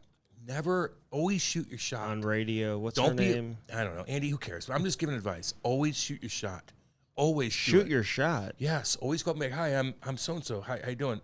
They don't have a ring. I don't know. Like, if I'm single, like, I got 2 kids. I can't. Well, what do you think she is? You're 38 years old, and she's not married. She's nervous, too. She's thinking the same thing as you. She probably has 2 kids. Who cares? Yeah. Always go up and be a have sweetheart. That confidence. Always just be sweet to them. I'm telling you. Okay. Because you'll regret it, man. No, we appreciate What are they going to do? Say no? Who cares then? Then leave and go somewhere else. Car Shield is a great way to spark up conversation. Yeah, well, your car needs to start, okay? Because you can be like the coolest dude in the world, and all of a sudden you start your car and your fucking starter doesn't work, and you're like, hi, I'm a god-dying laser. You know the phone number? Yeah, my memory's not good. 800-857-2481. Take one. Call them today. We love our friends over there at CarShield and CarShield.com. Use that promo code CAM. I know it's embarrassing, but do it because it's going to save you money. Okay. If your car starter goes out, as Cam just mentioned, it could be a engine issue. It could be the brakes. It could be an alternator. It could be an engine. It could be a computer. Regardless of what it is, it's going to cost you a shit ton of money, right? And we all know that. So anyway, get that CarShield, get that protection. Get it today. You can pick where you take it. You pick your mechanic. They hook you up with a rental car. Nick Hamilton is one of the best entrepreneurs, best people we know of here in the country. Hockey kids and big hockey people. Yeah, we love our friends over there at CarShield. They love you. That's why they want to help you and give you this offer. Use that promo code and do it today, baby. All right, Bellman and Bellman.com. Our friends Danny Bellman, Kenny Bellman, Dale. Say hi to everybody. Hi. Everybody over there with the Bellmans. Happy 4th of July to the Bellman family out there in Troy, Missouri. They got the Buick GMC. I saw a number of Bellman Buick and GMC vehicles on the road. I'll take one of them Buicks. I know you would. Yeah. I'll take one of them Buicks. Yeah, they got that frost white, beige interior with the captain seats. You'd look great in that. I know. It's very like Tiger Woods. I know. Right. I know. I drove that Chrysler Pacifica. He's got the Chrysler Dodge Jeep Ram on the other side. Danny Boy does. Danny Boy. Out there in Troy. That Chrysler Pacifica, man. I mean, I had that thing going 103 at one point. Quit going so fast. Why don't you leave earlier? And I was going like 90-something scatterbrained at one point. You got too much going on. Very fast minivan. You need help. When I pulled over in deep Atlanta and like right outside of Chattanooga, people I'm like pulling in. They're like, damn. Andy does everything. They're like look at that. Look at that. What is that? A Pacifica? Andy drives. He cooks. Like, he cleans. He does this. He takes everywhere. Like you need help. They're checking out the cars. Everybody's looking around, checking out the Chrysler Pacifica. I've never felt Cam. You want people to be comfortable going up to women and having that confidence. In a Pacifica? Do it in a Pacifica. I don't know about that. I'm telling you, dude. No, you can have it. You're pumping up the wrong brand for the like the wheeling thing. Like there's other things that Bellman could provide you. Very, very. If fancy. you got a family and you're content, you do what Andy just did and drive down with Pacifica or whatever. Like that's fine. But if you're trying to wheel and deal, you can do might it need in a shike. Pacifica. Listen, you're right. It doesn't matter what car you have unless you have a shit fuck. If it says Bellman on the back, dude, you're okay. But just be confident. It doesn't matter. If you're a good dude, they're just looking for a good guy, too. Get one of those Jeep Wranglers, too. I saw some people cruising. One guy, 17-year-old this girls? dude was on a motorcycle. He had a guitar strapped to his back. Oh, like low rider or and easy rider. He had we probably followed him for probably 250 miles, Cam. Yeah. How far could you go on a motorcycle? Not even cross country. I don't get on motorcycles. Cross country. I don't get on motorcycles. I never did that. I like boats. Yeah, boats are my thing. Yeah, I got you. All right, get your waggle on, dude. New sponsor alert. Waggle Golf, baby. Man, damn right. Looking sharp. Listen, these shirts, I want to let people know they fit true to size. Because I almost went and played at the Hilton Head Country Club. I know the golf pro out there. Very, true very to good size, friend of mine. extra small. Like, what do you mean? So just get the size that you would normally get. Yeah. They got good shit, man. Best material. They've got T-shirts. They've got snapback hats, baby. This dude's out of Minnesota. Started this thing on his own. Worked in the corporate world. Yeah, he did. He's like the American dream. You think of 4th of July, dude. Yeah. Travis Baker. Give him a shout out. Travis, what's up, big Dow? Doing good work right there, baby. Look, I might not be good at golf, but I look damn good. Which is half the battle. Yeah, it is. It is. And I like how the caps fit my big fuck You like head. the loud shirts. I kind of like dressing loud on the golf course, man. I know. You got to have some style on the golf course. Yeah, because you have nothing else. So you might as well have style. And my head's very deformed. So, like, their hats fit me good, you know? Yes. I got a big head. Yeah. And shoulders. Mm-hmm. So check it out. Waggle Golf, man. Get your waggleon.com. That's the website, right? Getyourwaggleon.com and do it today. And check it out, man. Honestly, you can call Travis. He'll hook you up, take care of you, whatever you need. And I will mention this, too. If your wife or girlfriend is into golf, too, they got the women's shirts. Hey, the women, they got to look good, too. Like, Kate takes, like, fucking an hour and a half to get ready just for golf. Mm-hmm. She's got looked apart. She's got cute. That would be. Girls have the cutest outfits ever. I don't have time to wait an hour and a half for my girl to get ready for golf. Yeah, Andy, you wait for everything. You do everything at the house. Who are you kidding? I do everything at the house. You do. You need help. Why? Oh, like a helper? Just everything. Like you got like an assistant. You clean the thing out. You drive and you're doing this. I'm like, can we meet here? I got things to do. Like, you have any help? Anybody can help you? My wife does a lot. Well, I'm just saying. She does a lot. I'm just saying. She cleaned the entire van out. You were doing that earlier. You said you couldn't answer your phone because you're cleaning the van out. So what was it? Brody, don't act like you don't know what I'm talking about. She cleaned it out for the most part. Did she? I had to do a little bit of stuff in there. I bet had you to did. help carry some of the... Did she point Well, and I you had to did do it? some of the heavy lifting. I had to do some of the heavy lifting. Yeah. You do everything. You got to put your foot down a little bit. Hey, well, you might have to. Well, when you're trying to switch it out on me. You're right. I kind of fucked that up a little bit, but I'm just saying. It's all good. Didn't really like that. Mars You're Blade. scrambly. They've got the rollerblades, dude. They also have the ice hockey holders. And dude, I rollerbladed the other day. Did you? With that biscuit puck in the neighborhood. With gloves on? Yes. Flying, no shirt on. I looked a little fat. That's terrible for the brand. The Cougs were like, who is this? Mm-hmm. Oh, that's Cam. Mm-hmm. Oh, he just toe dragged me. Oh, my God. I'm toe dragging everybody. They're like, oh, my God, that's Cam. Toe dragging. I brought mine down because I was renting bikes, too, by the way. I'm gonna get a bike. Yeah, you look really cool on those bikes, too, by the way. And he looked like Obama with his woman jeans on. Back in Why? 09. His mom jeans? Maybe his mom jeans. When he threw out the first pitch? He's like, hi, I have a basket in front. Hi. Obama's cool, man. It's all good. But he does look kind of nerdy a little bit. And I kind of figured that you had like a basket in front. And, you know, you just... look, it looks kind of nerdy, but it's all good. It's all good. Yeah. You're cool. No, I didn't have a basket in front. Yeah, you did. I did? A basket? You had a basket in front of your bike. There was no basket. It was a girl bike. You're riding a girl bike. I don't think you saw my bike. And you look goddamn nerdy. I don't think you saw my bike. Yeah, I did. No, I saw your whole family. And you had a little thing that goes, ying, ying, ying, ying. The little bell. Little bell. Ying, hi, ying, ying. I used to love being on my bike when I was a kid on 4th of July because I would hop in the parade in the neighborhood back in the day. Rebel. 4th of July is kind of what brings the entire country together, you know, for that one day. I watched a scary movie. Saw a lot of fireworks driving in last night. I watched a scary movie the other day called Silver Bullet. And it's Stephen King. Oh. It was a Stephen King book. I don't like those movies. Called The Cycle of the Werewolf. Oh, Lord. It was a nerdy, like, early 90s Stephen King adaptation of a movie or whatever. Mm-hmm. But it was with Gary Busey, who's crazy, but he's good in it, man. It's pretty creepy. There's fireworks and shit, and there's a werewolf. And I just wanted to get scared a little bit, so I watched a scary movie. I don't like those movies. You're wimpy. What about the zero-carb pizza? That would be quite the 4th of July. I crush those. I know. I do, too. I crush them. After I do my bike rides, I'd come back from my bike rides, and I'd eat some zero-carb pizza. 72 grams of protein. They call it protein over there. ZeroCarbLife.com. Zero Carb Life. How do you spell life? L-Y-F-E. Dude. Hey, when there's that much protein when you eat that, you get horny. Just so you know. Is that what happens? Yes. Really? I did not. Right. Hey, start crushing protein, and you'll be like, girl, what's up? Come here. So that's part of what gets you protein. Yeah, man. You get horny. You eat a lot of protein, you get horny. Now, I don't know what you're going to do with that horniness because you don't run the show at your house. Like, I don't know what's going on. I actually do. You must have had sex at least 3 times, but you need help. Dude, I had to get the minivan back. Back where it came from. You just got a lot on your plate. Zero carb pizza, zero carb life.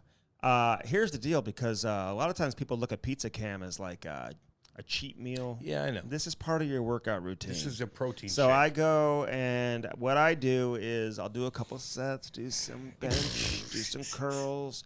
You look tan, though. Do a number of things. And then you look tan. My post-workout routine is to eat one of these damn pizzas from Zero Carb Life with an LYFE. 72 grams of protein.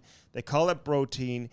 Pizza is no longer a cheat meal when you're dealing with our friends over there at Zero Carb Life.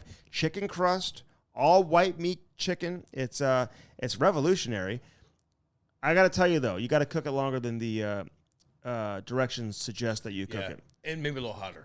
Hotter, I take it up to 500, and I keep that baby in there, and I make it crispy. Yeah, make that mug very crispy. Put a little oil on that mug, yep. Ooh, I'm hungry right now. Fucking starving. For some Zero Carb Life. I'm starving. All right, so enjoy this interview. Kelly McCrimmon, man, general manager of the Vegas Golden Knights. What we do. Lots to dive into. He was great. You'll enjoy it. The 4th of July Spectacular on the Cam Strick Podcast.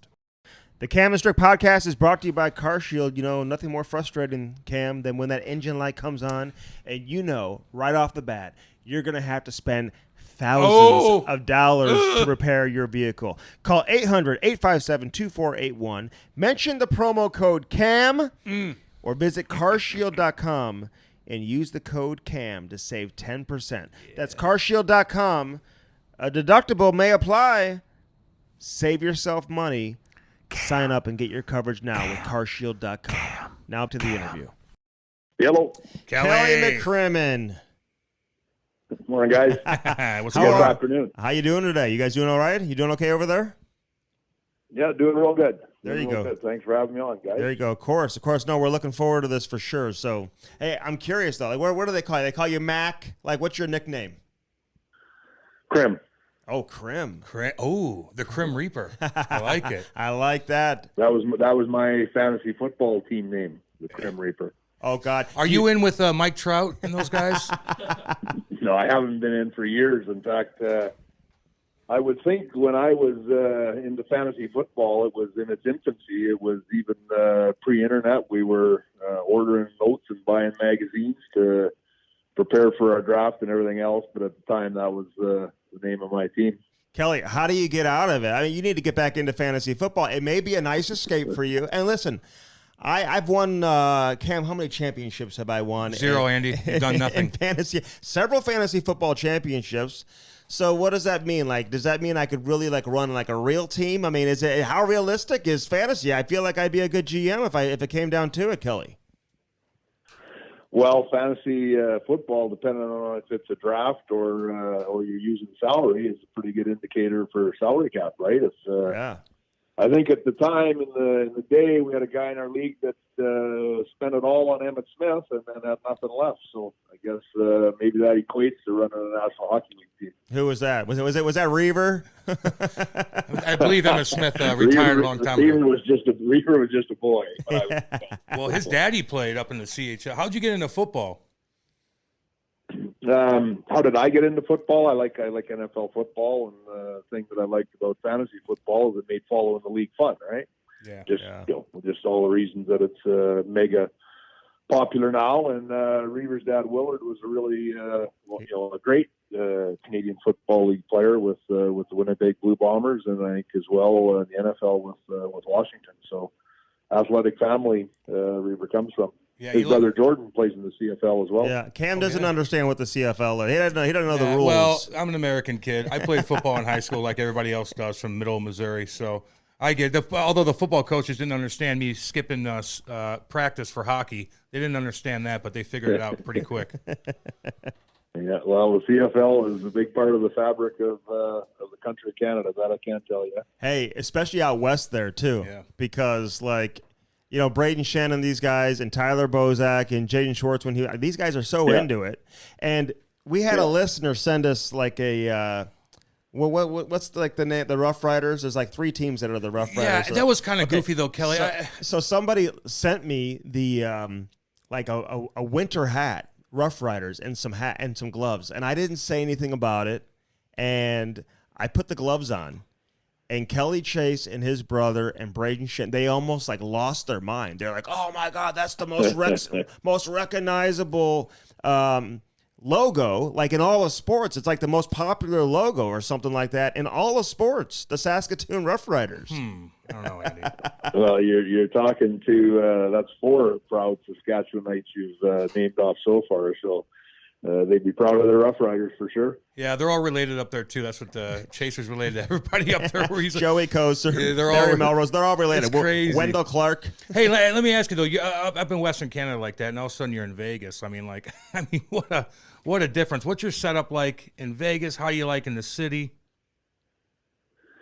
Well, I'm from Western Canada, as you mentioned, so Saskatchewan is where I was born and raised, and then I played junior hockey in Brandon with the Wheat Kings. Then I went to University of Michigan after, and played there. It was at a time where you could still do both, and then spent almost 30 years in Manitoba. So Western Canada has always been home, and the opportunity to go to work for Bill Foley and George McPhee in Vegas, I guess, came up in the summer of 2016, and it's funny, people forget how little time we had to prepare for our first draft, for the expansion draft, because the team didn't get awarded till third week of June to Bill, and then George got hired middle of July. I got hired the 1st of August. So it's been 6 years now, and over that period of time, it doesn't take you long to realize when you're in Las Vegas that you become what's known as a local, and you just do your thing where you live. So the players all live in Summerlin. Our practice facility is in Summerlin, which is a really a beautiful neighborhood and development. And you rarely go to the Strip unless you've got friends or family that are in town. Obviously, it's the entertainment capital of the world. So if you're looking for nice dinners or whatever, there's no better place anywhere to go. But the day-to-day life is really slow and easy. That would be, in fact, the easiest way I describe it. When people ask me what it's like living there, I say it's the exact opposite of what you think it is. That's pretty much the easiest way to describe what it's like living in Las Vegas. Yeah, I know. I've heard people say that. Petro, David Perron, who obviously is here and played in Vegas with you guys your first season. Do you park your car in Petro's garage, by his old garage? He's got like enough spaces for like the entire organization there, Kelly. Yeah, well, Petro likes buying and selling houses, right? I know. I'm not sure. I think he bought Max Pacioretty's last year, or vice versa. No, I think he bought Max Pacioretty's last year. Okay. Yeah, it was a vice versa. Yeah. Their wheeler dealers are out of your league and my league. Yeah, I know. It's so funny. And Andy's. Hey, but like the Vegas thing, because everyone gave you guys a lot of attention, and like deservedly so, for how you guys did in that expansion draft. Like, I'm curious from your opinion, how did like teams like learn from, I don't want to say mistakes, but whatever, but you guys got some really good players. Like, what changed in your guys' expansion draft versus what we saw last year with Seattle? Like, what was the biggest difference in your opinion in terms of how teams learn from not making the same mistake twice? Well, I think there were still similar opportunities available. It came down to your leverage in any of these situations, be it our expansion, be it Seattle's expansion, came down to how much cap pressure a team was under, and then in addition, how many good players they had in those age groups. And for example, when we did our expansion, Toronto was at a point where all of their great players were exempt. So Mitch Marner was exempt, Austin Matthews was exempt, William Nylander was exempt because they were that much younger, right? Mm-hmm. So that's how you were able to assess where your opportunities were. I think Seattle took a little bit of a different approach to it than what we did. And in our situation, we were fortunate that we were able to identify the teams where we maybe could do business, and we're able to do that. Who's the one player you couldn't believe was available? You're like, oh my God, we're going to get this guy, and then you just kept quiet. The interesting thing with expansion that people maybe don't realize is you don't have access to anybody who is 19, 20, 21, 22, 23, 24. So that age group in your depth chart, that age group in your organization, we always referred to it as the empty drawer. So for us, it was players born in 99 right through, or players born in 94 right through to players born in 99, even 98, effectively. So we always called that the empty drawer. So when we went through expansion, we wanted to try to not be bare there when we were done. So we were able to add Shea Theodore, who was a 95 born. We were able to add Alex Tuck, who was a 96 born. So that was two really good players that go into that age group. And then we were able to do Zach Whitecloud as a free agent. We traded for who was a 96. We traded for Nick Waugh, who goes into that age group. We traded for Brett Howden. We traded for Nolan Patrick. Signed Dylan Coughlin as a free agent. So those players all backfill that gap that you have in your organization. With respect to the players that were available just sort of more traditionally, Jonathan Marchessault had scored 30 goals in Florida, so that was a really nice one for us to be able to add him. Then we did a trade for Riley Smith. So those two came from Florida and formed what has been a really good line for us right through 5 years together with William Karlsson.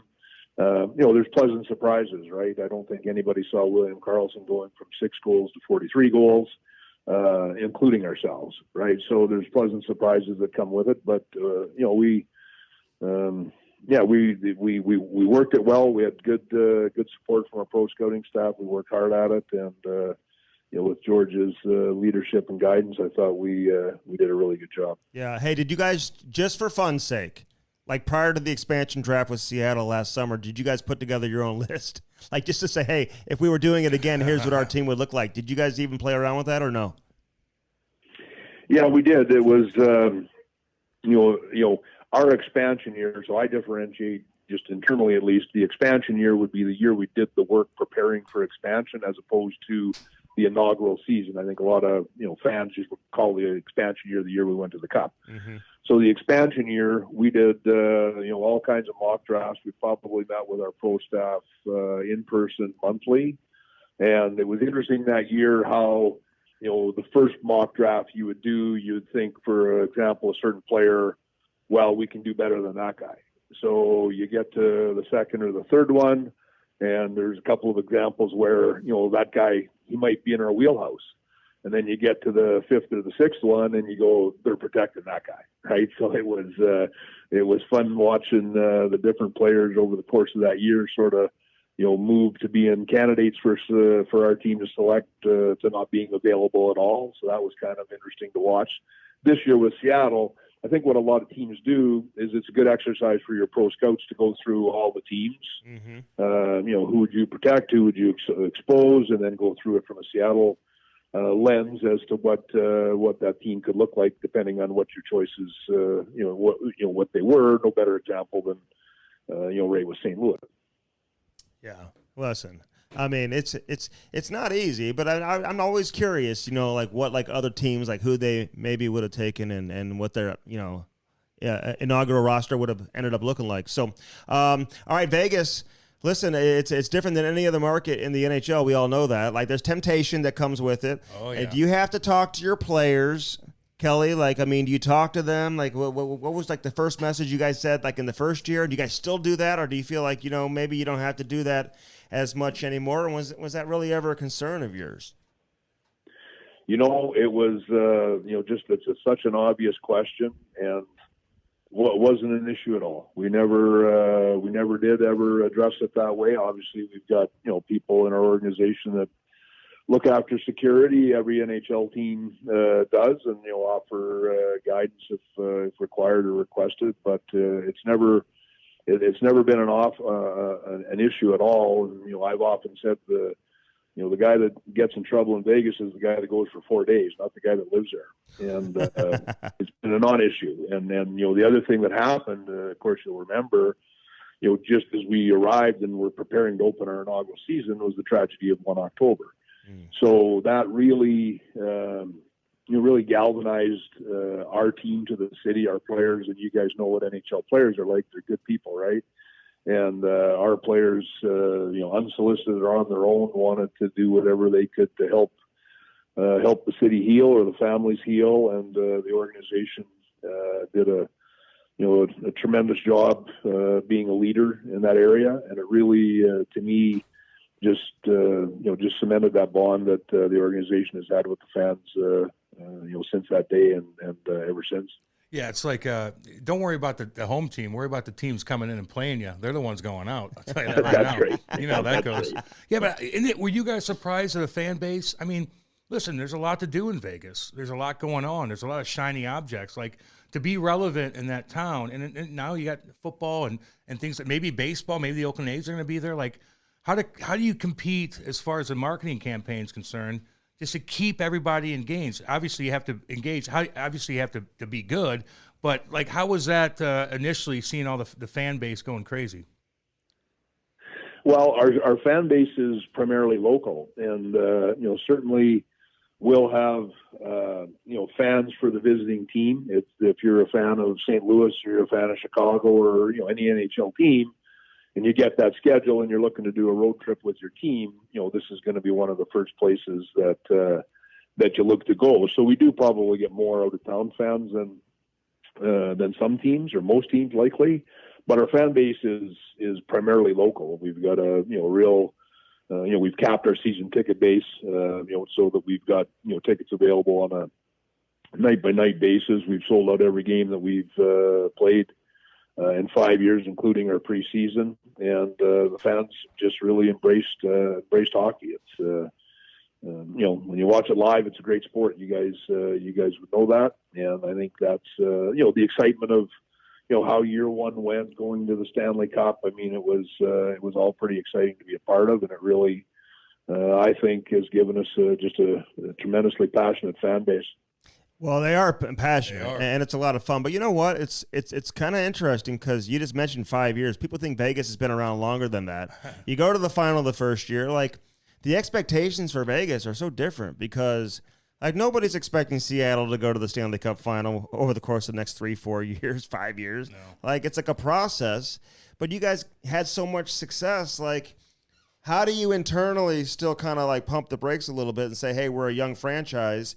You want to win, but it's also a process, and winning isn't easy. Like, you have to remind yourself how young you are. Well, you manage your franchise based on where you are, and when we went into year one, we expected that it would be a slow process, that we would, move expiring contracts at the trade deadline for assets, that it would, take us a handful of years before we would become a playoff team, and that first year, we selected a good team, which far better than anyone anticipated. Guys really bought into Gerard Gallant and his coaching staff. They worked extremely hard. Every guy had something to prove. Every guy had been put to the curb by his former team, and it was psychologically a very powerful thing. We had no entitlement. We had no hierarchy, and that's really. It was a really neat thing to be a part of. So that team just did so well. So, we started off, our first game we won in Dallas, I believe, just in regulation by a goal. And I remember Marc-Andre Fleury was great in goal. I think James Neal might have got the winner. We went to Arizona the next night, and we scored with the goalie out 6-on-5, won in overtime. And I remember we had 2 games on the road before our home opener. And I remember, just hoping we could, scratch out a point so that we didn't have just that added pressure coming home for opening day with no points. Well, it turned out we came home with 2 wins. Well, then we had a little bit of a home-based schedule and, had the emotion of opening night with everything that had gone on and kind of rode that for a while. Well, then, you kept waiting for the other shoe to drop because it's completely uncharted territory. Well, then Marc-Andre got hurt. And, then you thought, okay, well, that's it. That was, fun while it lasted. Well, then, we used, I think, 4 more goalies sort of through the next month to 6 weeks and kind of kept our head above water. Then we got to December of that year and we never lost a game. And then even when we got to U.S. Thanksgiving, there's always that discussion about, if you're in the playoffs at U.S. Thanksgiving, you've got this % chance of being a playoff team. Well, of course we were. And you still kind of pinch yourself, could that really happen? And then we never lost a game in December. We beat some really good teams. I remember we beat, Tampa at the buzzer. We beat Washington. We beat some really good teams in December. And then, it just kind of shifted the focus. Well, now, I've always said, never anticipating it would be quite like this. Your players really are the ones that dictate what you do at the trade deadline. They tell you by how they've played. So, we, made the decision, even kind of subconsciously, well, we're obviously not going to trade guys away at the deadline. Then we added at the deadline. And then I remember getting to the playoffs and I thought, with as great a year as we've had, it would be just fantastic if we could win a round, just to sort of validate that it wasn't fool's gold and that we were a legit team and everything else. Well, we won 3 rounds, so that changed the focus a little bit in terms of where we were going with our team. For the reasons I described, the makeup of that team, I didn't think that you could count on that necessarily being sustainable for year 2 and 3 and 4, because I think every guy had a career year. I think if you looked at it realistically, there was so many other things at play. So we tried to make our team better. So we brought in Paul Stastny, we brought in Max Pacioretty later on in year 2. We traded for Mark Stone, and then, now you feel like you're a contending team. So if you're a contending team, you manage your team, where you are in that window. So, that tied into, year 2, we lost out to San Jose in the game where they had the major penalty late in the third. Year 3, we went to the conference finals year 4 we went to the conference finals. Yeah. So those things kind of dictate what your next moves are going to be. That was why we were aggressive for Petro. When you looked at NHL teams, Stanley Cup teams, Alex had done that in St. Louis. You look at Edmund, what he does in Tampa Bay, those kind of, that's kind of the motivation or the ideas or the thoughts that go into making moves with your team. Yeah. Okay. Because I did say, hey, patience and whatever, but you guys spend beyond the cap. I mean, you got star power up and down your roster. So, I mean, I want to just kind of explain what I was saying because, people expect you to obviously compete. But I'm curious how you value the importance of, the locker room, team chemistry, relationships within that room because, you had glue guys, whether it's Holden, Schmidt, Marc-Andre Fleury, Derek Ryan England, Reeves. give him a shout out. Derek England retired. You had those type of guys, and you bring in a lot of superstars. And listen, on the surface, people look at Vegas and they say, wow, well, whenever there's a superstar available, you guys are always in on it. And maybe you look at every superstar available as that shiny little toy that you got to have on Christmas. How do you look at it? How do you respond to that? And listen, you're a hockey guy. You've been around for a long time. You understand locker room cohesion and chemistry and how important that is versus just having the best players, right? Yeah, and I think you're walking me right into the narrative that's out there now, which quite frankly, it couldn't be more inaccurate. Mm-hmm. That's exactly what I would tell you. And yes, we moved on from Nate Schmidt. Nate Schmidt's a great person. He's got a great energy about him. That was part of us adding Alex Pietrangelo. Well, Alex Pietrangelo was a Stanley Cup captain. I think a guy like that in our dressing room is a good thing. Mark Stone is our captain now. I think a guy like that in our dressing room is a good thing. We traded for Alec Martinez. He wasn't part of that original team. He could be captain of any team in the NHL. He's won 2 Stanley Cups. It just, for somebody brought it to my attention this year. So we went to the Stanley Cup in 17-18, and we've got 6 players left on our team from that original group that went to the Stanley Cup Finals. The Washington Capitals have 8. So you don't hear about Washington, trading all their guys away or moving guys out, right? It's the nature of the business. We're in a cap world. It's easy to do nothing. It's easy to do nothing and be mediocre or be average. We haven't looked at it that way. We do not go after every shiny toy. I think if you look at, Chandler Stevenson was a 5th round pick. Nick Waugh was traded for Eric Holla. Matthias Janmark was draft picks at a deadline. I think the stars would be Petro, which was a free agent signing, and Jack Eichel last year. And again, for me, when I look at championship teams, they've got an elite center. And Jack is, right in his prime. He's 25 years old and 5 years left on his contract. We felt strongly that we should trade for this player. So that's why we did it. But there's all kinds of players that are available for trade that we have no interest in, or they don't fit, right? They just don't fit. So we've been strategic about how we built our team. We're very mindful of our locker room. I think our leadership in there is tremendous. I don't apologize for any of that, guys. Okay, so how do you look at the salary cap? Because, obviously, if you get yourself in salary cap trouble, it's probably not a huge surprise. You obviously have an idea of where you're at. You look at it every single day and heading into a season with the salary cap. How difficult has it been for you personally and just the organization to manage, the cap and get your best players in the lineups to give yourself the best chance to compete, even when you have injuries and you're trying to bring guys back, once they get healthy? Well, the good teams are at the salary cap, guys. That's where they are. And, it's a big part of how you run an NHL team. We haven't not been able to play players because of our salary cap. I think that some people suggest that's the case. I was asked the question at my year-end availability, do you think our management of the salary cap hurt our chances of making the playoffs? And I said, actually, I think the exact opposite. I think our management of the salary cap kept us relevant till the final game in your building, in fact. So no, I don't.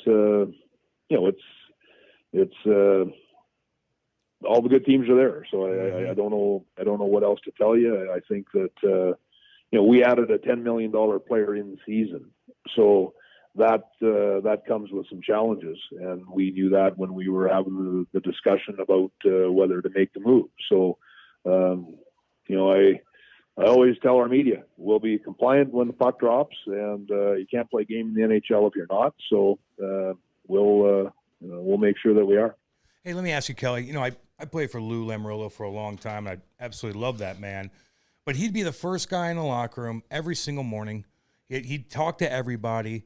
He'd do this. And when you were playing bad, if you had a little stretch, he's going to come down that locker room and talk to you. And it was very intimidating, and it worked. Like, how are you with that? Do you see the guys every day? Do you make sure you go in the locker room, make sure they see you, shake their hand, whatever the case is?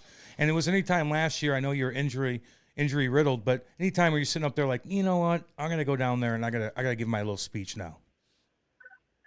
No, I don't do that. I think that, Lou's, the godfather in this business, and I think has done that for years and years and years. We've got Jimmy McKenzie on our scouting staff, who you would have crossed paths with along the way. So, I've written Ty George himself played for Lou. So, the way our practice facility is laid out, it's really easy to run into people informally every day. We, have the same area where we eat. So you have breakfast guys are rolling in. The guys with kids are there first. Those guys kind of come in early, so you get a chance to bump into people lots. You're on the road with the team all the time. It's easy to maintain those relationships, and I think those relationships are really important, both for having a pulse on the team, but I think also for players to feel that they've got support, and more so when things aren't going good than when they are. It's easy when you're winning.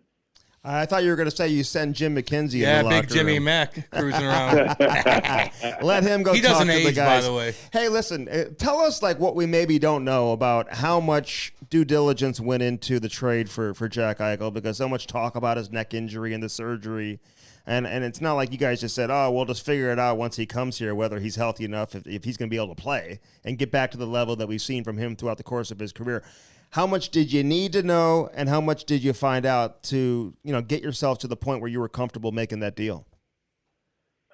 Well, there was risk, and people forget that now because he recovered so well, and it's not going to be an issue for his career moving forward. But there was some risk, I guess. The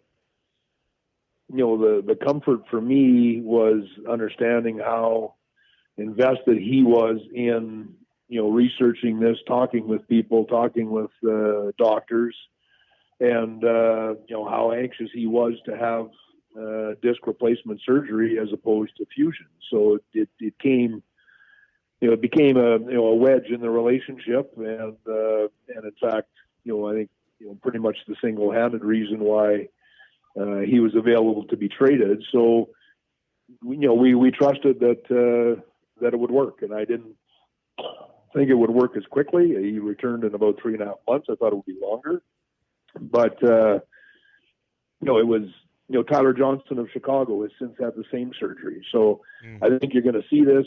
Jack had surgery, I believe, maybe November 12th or 13th. Was in the chair for under an hour. Took his parents out for dinner that night.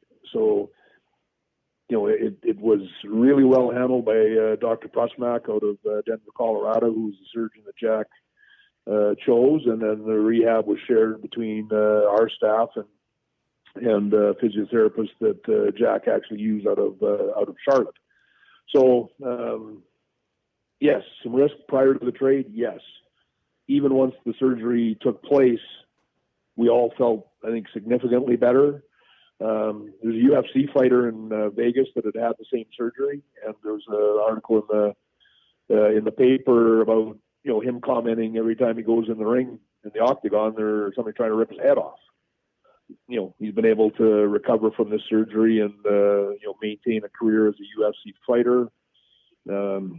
Jack's first came back. He took a pretty good lick, to be honest, and it was never ever an issue. So I think it's in the rearview mirror.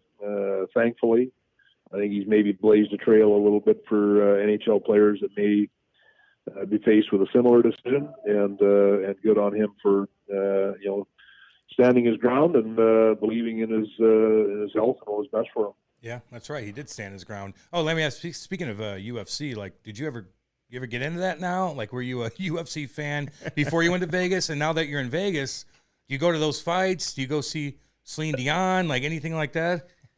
I've seen a few of the fights, a couple of UFC, a couple boxing. Don't do a lot of shows, and not a lot of gaps in our schedule. We've got our American League team there now as well, so sometimes those nights overlap where you get a chance to see the AHL team play in Henderson. So no, not a big show guy at this point, anyway. Yeah, Cam thinks you're going to see Blue Man Group on like a Andy, Tuesday night. Andy loves Celine Dion, so that's why I brought that up. My bad. Hey, I gotta ask you though, like because you're in Brandon, right? I mean, and you own the team, you've coached, you've been a manager down there, and you've had some great players, man. I mean, Braden Shen, who we know, obviously Reaver. Maybe we can go, on and on and on. There's a bunch of other guys that you had down there, really good players. I don't think a Reaver's second. When I'm doing my list. All right, who do we? I love Reaver. I don't list him second. What do we list him? We'll list him fifth or sixth. No, Reaver lists himself second. There you go. Eric Fair. I mean, you had some really good players. I had some names written down. Yeah. Now I don't. Oh, Mark Stone. He's another one that. Mark Stone, Ivan Provorov is a real good NHL player. Oh yeah. Braden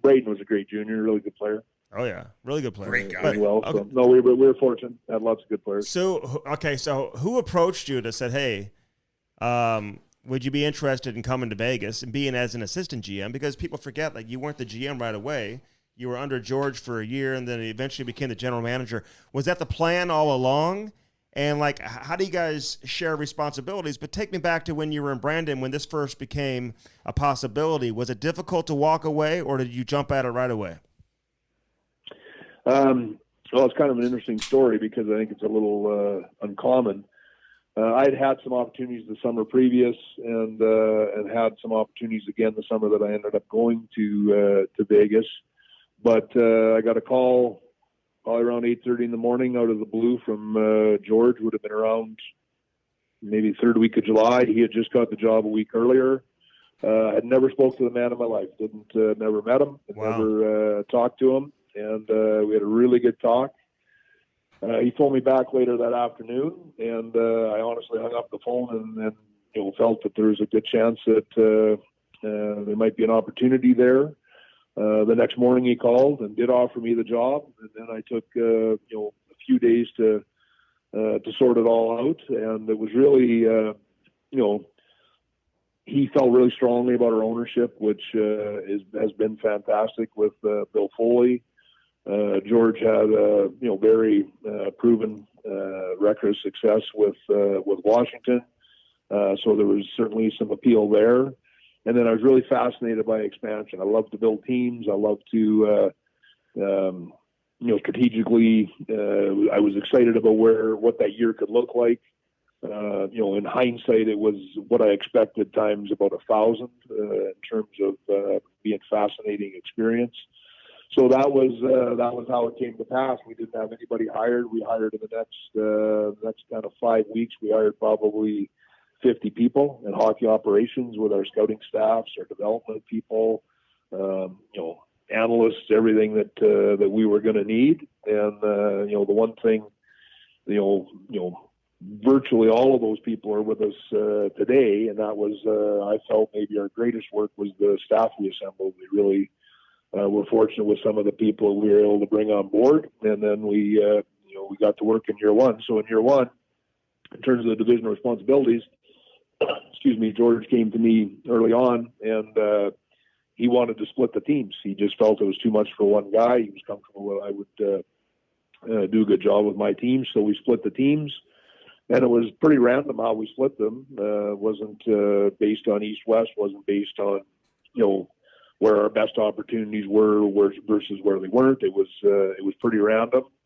And I had 15 teams that I was responsible to deal with the general manager of, and bring the information back to our group. And then George had 15, and really over the course of that year, and every day since, quite frankly, our titles have changed, but we do everything really collaboratively. I got tons of respect for George. He couldn't treat me better. I think it was very selfless when I had my opportunity to go interview with some other teams. I was very selfless that he didn't want to lose me, so he moved up to the president's role and made the general manager position available for me after, I guess, would have been our second hockey season, our third season. And we work together every day. I think that's been a blessing for us. I think that the collection of hockey people we have, how we run our meetings, how we do our business, how we develop consensus, I think lets us get to really good places in our decision making. So that's the way we've run it since the outset. Wow! So that's how you became GM so quickly. Do you still own the team in Brandon, or did you have to sell that? We owned the team in Brandon for my first, 3 years. As we were going into the pandemic, I just felt that was going to be really challenging to, be in Las Vegas with a junior team in Brandon. I'd hired people to run it in my absence, but we made the decision in the summer of 2020 to sell the team. I've been there 27 years. I've been an owner for, I think, 24. I'd owned the team, 100% of the team for 20 years. And it was a tough decision, and found a really good buyer that'll do a great job in Brandon. We were in the bubble in Edmonton when we actually completed the sale. I think it was the 15th of September when the deal got done. So, I stay on just as a consultant, help him transition. But he now owns the team. We sold our entire interest. All right, so how do you look at the CHL? Because now you're looking at amateur players and whatever, looking to sign guys and draft guys and whatever. Like, do you have an allegiance to the CHL versus, players that come out of other leagues, whether it's NCAA or whatever? Like, is how do you look at it? I mean, CHL versus NCAA hockey. You played college hockey, but do you feel like there's an advantage for a kid to come through the junior system? Like, how do you see that? Well, I love junior hockey, and I really. I really found it gratifying working in junior hockey, watching young guys come in and grow up under your guidance. So, my DNA is junior hockey. I know what it does for people, so I believe very strongly in that. I've always believed that teams find good players everywhere, right? And is there a better player in the Stanley Cup playoffs than Kelly McCrimmon, who played in the Alberta Junior Hockey League, then went to college, stayed in college a year longer than everybody thought he should. He's a great player. And then I think those guys find their way, whatever path they choose. But, I believe in junior hockey. I believe it's a great development path for players and people.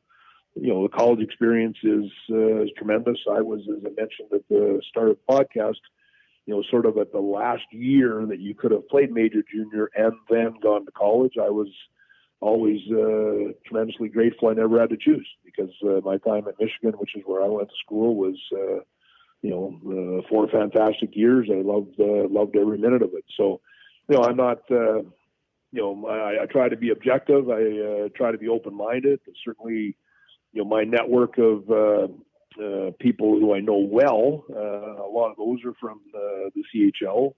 The makeup of our team is a lot like St. Louis, actually. It's pretty North American. Mm-hmm. But as witnessed by Jack Eichel. I mean, Jack Eichel is Northeast U.S. I joke with Matt Spacioretty jokes about how many Western Canadians we have. He says, "Yeah, we need some more trucks in the parking lot." He makes fun of the guys from the West. So it's it is what it is. The game is obviously global, and a question like this likely would have been more relevant 15, 20 years ago, right? I think now it doesn't matter. There's Norwegians, there's Australians, there's people from all over the world that find their way to be NHL players. No, you're right, man. I mean, they come from everywhere, all walks of life, all different leagues, and all these guys can play. I mean, they're so good at a young age now. I mean, these kids are so good. Hey, what's Bill Foley like? Listen, we had him on the podcast. Yeah. I want to know what he's like behind the scenes. Like, do you guys go to Montana and fly fish together and just like talk about things? And some people maybe look at it because he wants to win so badly, and he's got that military background and everything, like that he's like ranting and raving maybe after you lose or if you don't make the playoffs. Like, I mean, how emotional does he get? How involved is he? Are you guys talking every single day? And what's it been like working for him? Well, Bill's got a vast business empire. I don't think there's any doubt that his prized possession he'd be the most passionate about would be the hockey team. When we're in Vegas, usually he is. He has, vineyards. He's got title insurance. He's got the ranch in Montana. He's got a lot of business interests elsewhere. But a lot of times when we're around with the team, he is.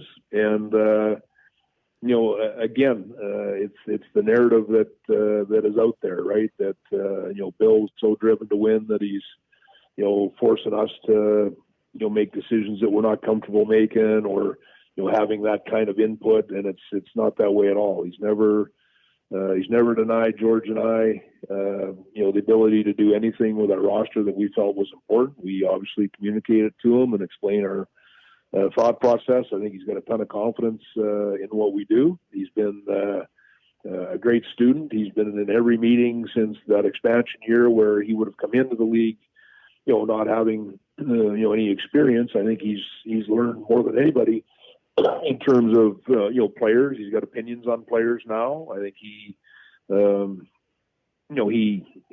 sits in our pro meetings, but I say this as a compliment.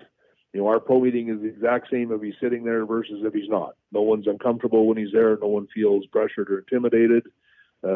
He treats his staff fantastic through the pandemic, how well he treated us in that situation, the things that he does for players, families, all those types of things. I think he's a real joy and pleasure to work for, and feel really fortunate to have crossed paths with him. His office is right next to mine in our hockey ops, and you're not allowed to call him Mr. Foley. It's Bill. He's wearing blue jeans most days if he can, and he's if there's such a thing as a down-to-earth multi-billionaire, he is that. Yeah, no, he was cool. We love talking to him. We want to go to Montana, and do a He invited us, but we turned it down. We were busy. We weren't able to make it. Invited again, you should go. Yeah, it's a lot of fun. No, hey. He's tremendous, as is his wife, Carol. Yeah. All right, listen, when you fire a coach, like how difficult is that? Like, is that something I would imagine that, like, you can't get too emotional. You got to make your decision what's best for the organization. But a lot of people, they look at it like, okay, does this make sense or not? Like Gerard Gallant, great reputation, goes to the final your first year, you fire him, you miss the playoffs. It's a little easier, I think, for some people to understand because, hey, coaches get fired all the time, especially if you miss the playoffs. Yeah. Even with the injuries, but with your guys' payroll, man, you got a hell of a roster there, right? So, I don't think people were as shocked to see Pete get fired.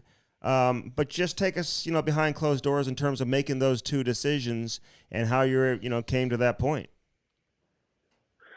Well, a lot of these decisions are really hard, right? You make hard decisions on good people. That's the nature of being a manager in the National Hockey League, and those trades that you talked on earlier. I mean, those are not easy to make. You're changing somebody's life, their family's life, and you don't like doing that. But it's a business where when you've given the situation at hand the thought it deserves, and you've gone through it, and in your heart and your mind what needs to be done, you're not doing your job if you don't do it. And the one thing I think people don't understand is you don't make a move like that based on last year. You make these moves based on next year.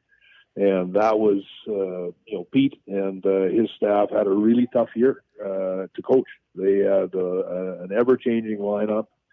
They did not have the leadership group intact ever, which hurts you on the ice and off the ice. So this wasn't about finding a fall guy for missing the playoffs. That wasn't what this was about. This was an assessment of just where I thought we were at organizationally, where I thought we were at with our coaching staff in relation to our players, what my feelings were going into the 22-23 season. You know, we have a lot of hockey the last 3 years. We missed the playoffs, so the blessing there is we had a lot of time for rehab, recovery, rest. When you miss the playoffs, regardless of what the reasons are, it's humbling, and I think it's going to really give our team an attitude that we've got something to prove in the fall, which I think is a good thing for a team, and just felt it was best to start with a new coach, and that was how the decision was made. New Pete wouldn't be out of work long, and that's been the case, but. We did what we believed was in the best interest of the organization. That's how you have to make every decision, and they're not all easy. They're not all easy. Obviously, you guys know that. Yeah, listen, I get it, man. I mean, sometimes you just got to make decisions. Yeah. All right, nobody likes drama, and there was a stretch there where there was like, you had the Dadonov issue at the trade deadline, and I'll ask you about that in a couple minutes. But the Robin Lehner, Marc-Andre Fleury, that two-headed monster situation that you were dealing with. I don't think people truly understand it on the outside. You ended up, moving Marc-Andre. He's no longer there. He was the obvious face of the franchise. Robin Lehner has the contract.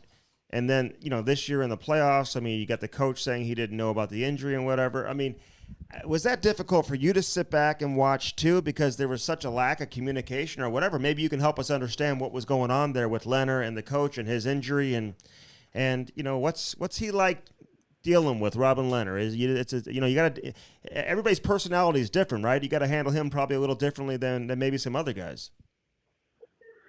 Well, last year you mentioned Marc-Andre and Lenny sharing the net in the 56-game season. I give both guys credit. I thought their relationship was really good. I thought they were happy for the other guy when he played well.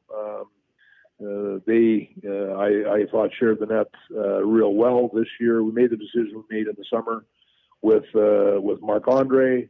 This year, Lenny had a lot of trouble with injuries in the second half of the year. Our team was shorthanded. He was trying to play. He wasn't able to play at the top of his game. We were having trouble getting wins. We even got to April where we still had a chance. We were dressing a little better lineup. I don't think that anybody in our lineup necessarily was at the top of their game, but at least our lineup card looked better, and we were scratching and clawing for wins. So that's what happened. And Lenny had to have surgery on his shoulder. He also had a pretty significant injury to his leg. Would have been, I want to say, February. We were out east. I can't remember exactly the day, but he had a pretty significant injury to his leg where he missed some time, and just couldn't get to good health, which really impacted his performance. So past that, Pete has always been a big Robin Lehner fan.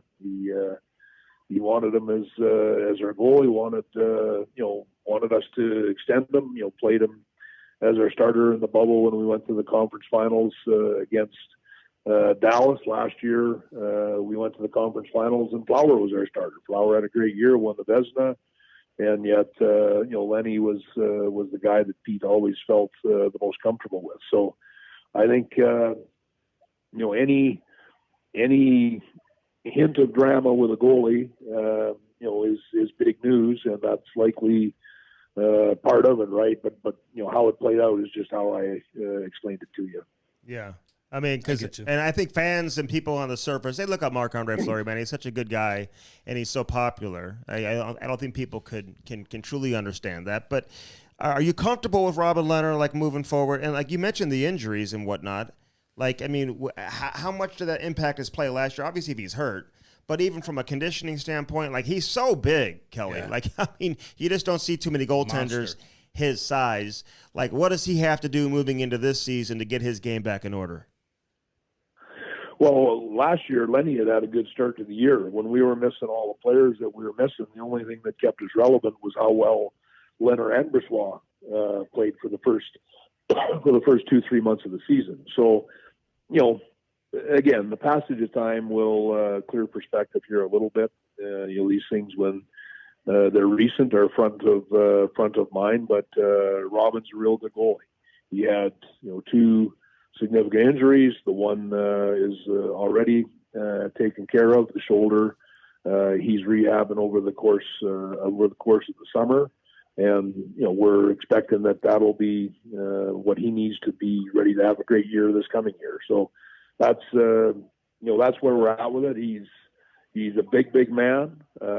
He plays a style that suits his game. He's been a really good NHL goalie. He wasn't as good in the last couple of months of the season as we're used to. There was reasons, I think, that would speak to that to some degree. That's where we are. Did you consider trading for Marc-Andre at the trade deadline? There was some talk about that. Was that ever discussed internally? No. Okay. That's a good answer. I was just curious more than anything. How do you look at Twitter and players, social media? I mean, Robin Lehner, he's very vocal. You've had agents create cartoons, with Robin Lehner and Marc-Andre Fleury and the sword and everything. Does that become too much for you? How have you handled that? You got rules for that, Kelly?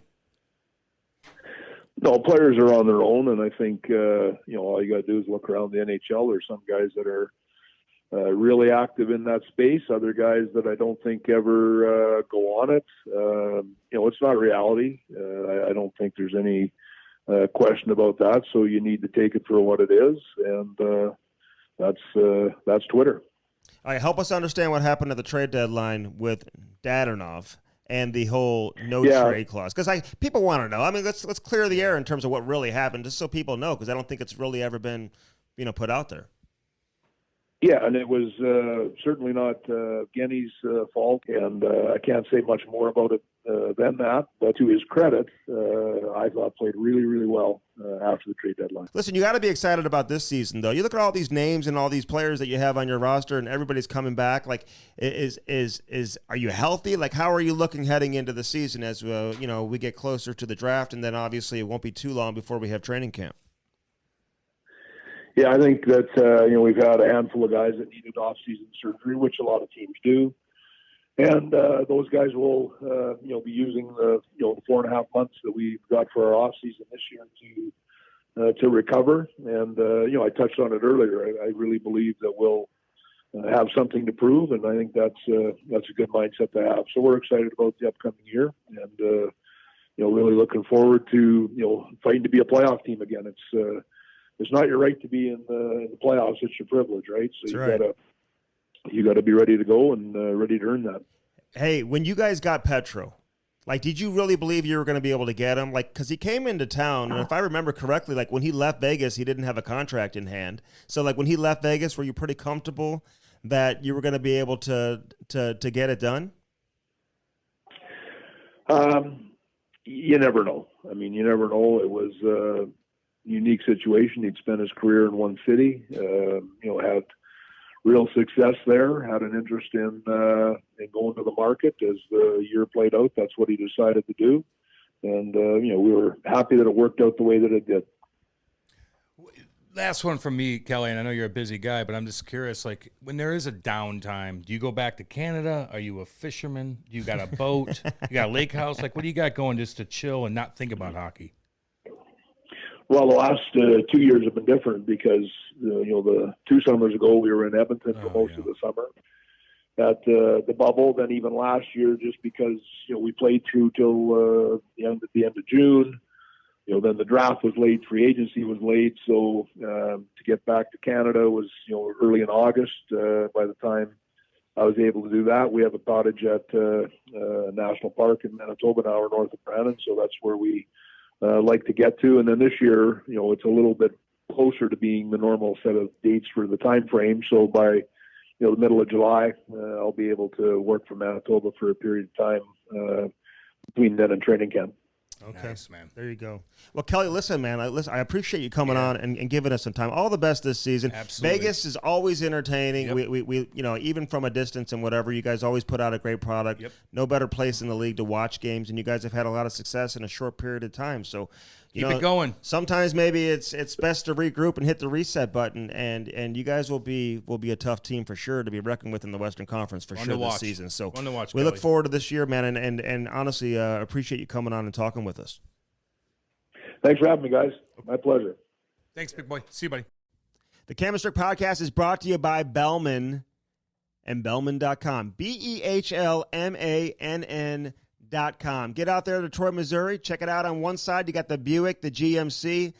Options for everybody. Then right across the street, you got the Chrysler, Dodge, Jeep, and Ram. Again, find something that works for you and get yourself a new set of wheels in time for the summer. Yeah.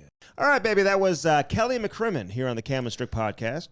And a very good interview, Cam. I thought you did a hell of a job on there. You asked a lot of questions. I asked 2 questions. No, you didn't.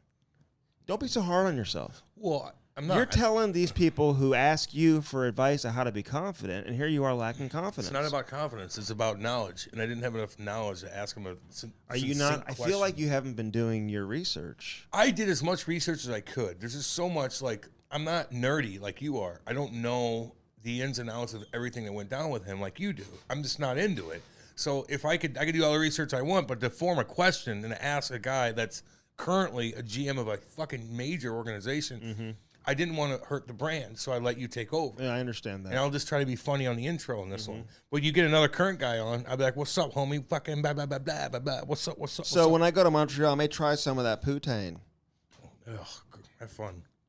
You ever had that there? Yeah, it's hideous. Okay, explain. And you know what? If a woman who I was trying to wheel, if I was single, said, "Let's go get poontang," I'd be like, "I don't know if I want you to eat that before we go make sweet, sweet love to each other. Like, I ain't doing it. You don't want me eating it because you're going to have a problem, and it ain't going to be sexy. So I don't want, when a girl's like, oh, poutine, I'm like, You don't like your girl to I'm like, I got to give her like 24. You want your girl to eat on a date, though. I got to give her, no, I got to give her 24 hours. I got to give her 24 hours to go to the bathroom and like get it all out. Oh, of her. my I'm God, just saying. Really? If you're eating poontang, That's what it does to you? look at it. It's gravy and fries and dog shit. And so if she's like crushing poontang, cheese curds. and you want to like make sweet love to her and explore her body, Yeah. you're like, do your thing. Hey, where Call can me I in 48 get some? hours. I need like the vegan version. Like you're me such a and O'Reilly and Steen and Yeah, but you're not O'Reilly, and you're not Steiner. Stastny and like, I've seen them with their shirts McKinnon off, and too. Crosby. We need a place to go to get our poutine. So where can we You go ain't getting any poutine in Montreal? Where can we go to get our don't know. plant-based gravy It's called and Nerdville. cheese curds? Jesus Christ. No, because me, McKinnon, Crosby, Yeah. O'Reilly, You guys are all the same.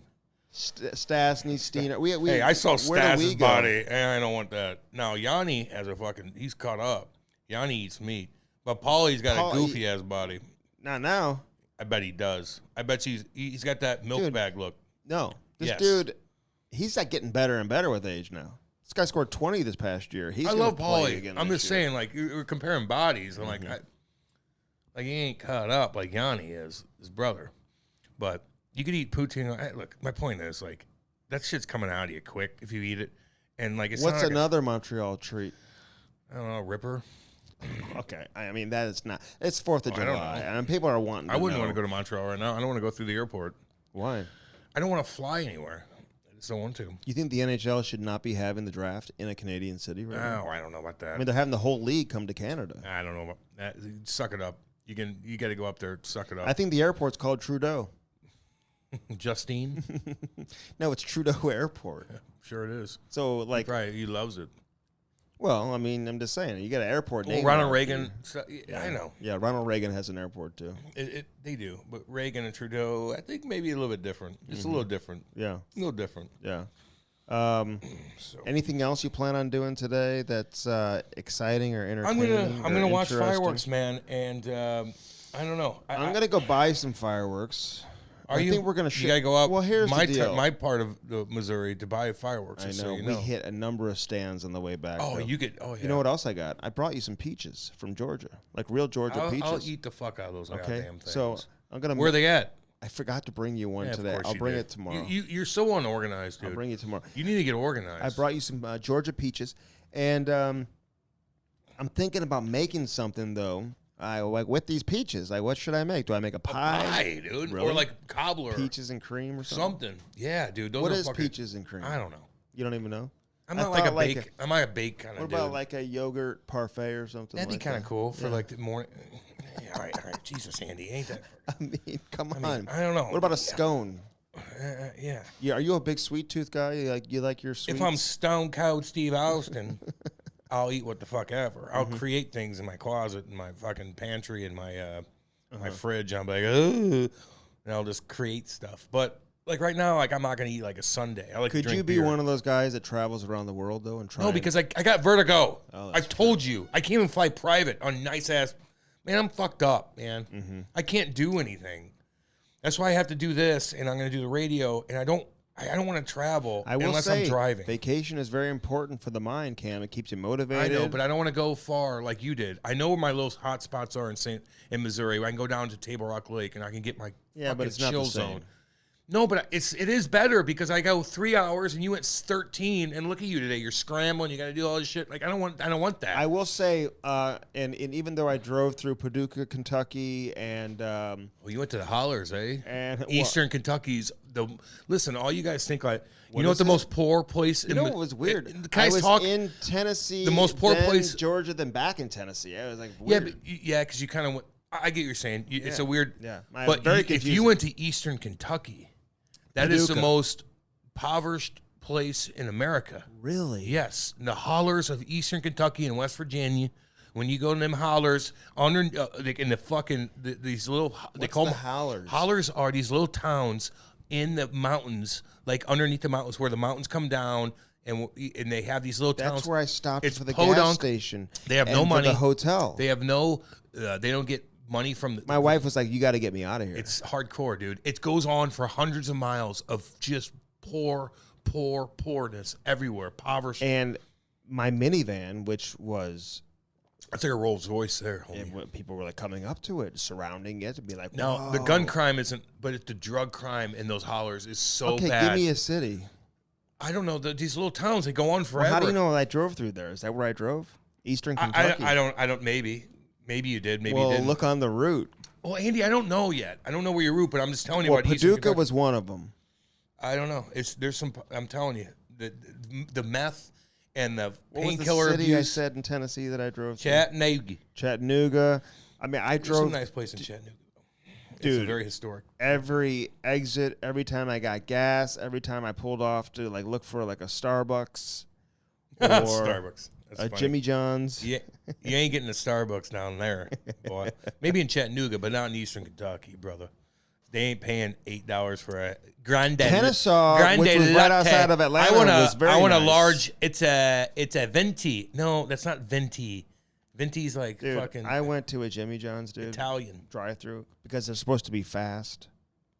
Like when I'm on the road, dude, it's like a pit stop. Yeah, with 3 kids. Like, let's go. They wanted a sandwich, Jimmy John's. That's not bad. Because I don't do the fast food and all that type of No, stuff. I don't you blame. know? I don't blame you with that.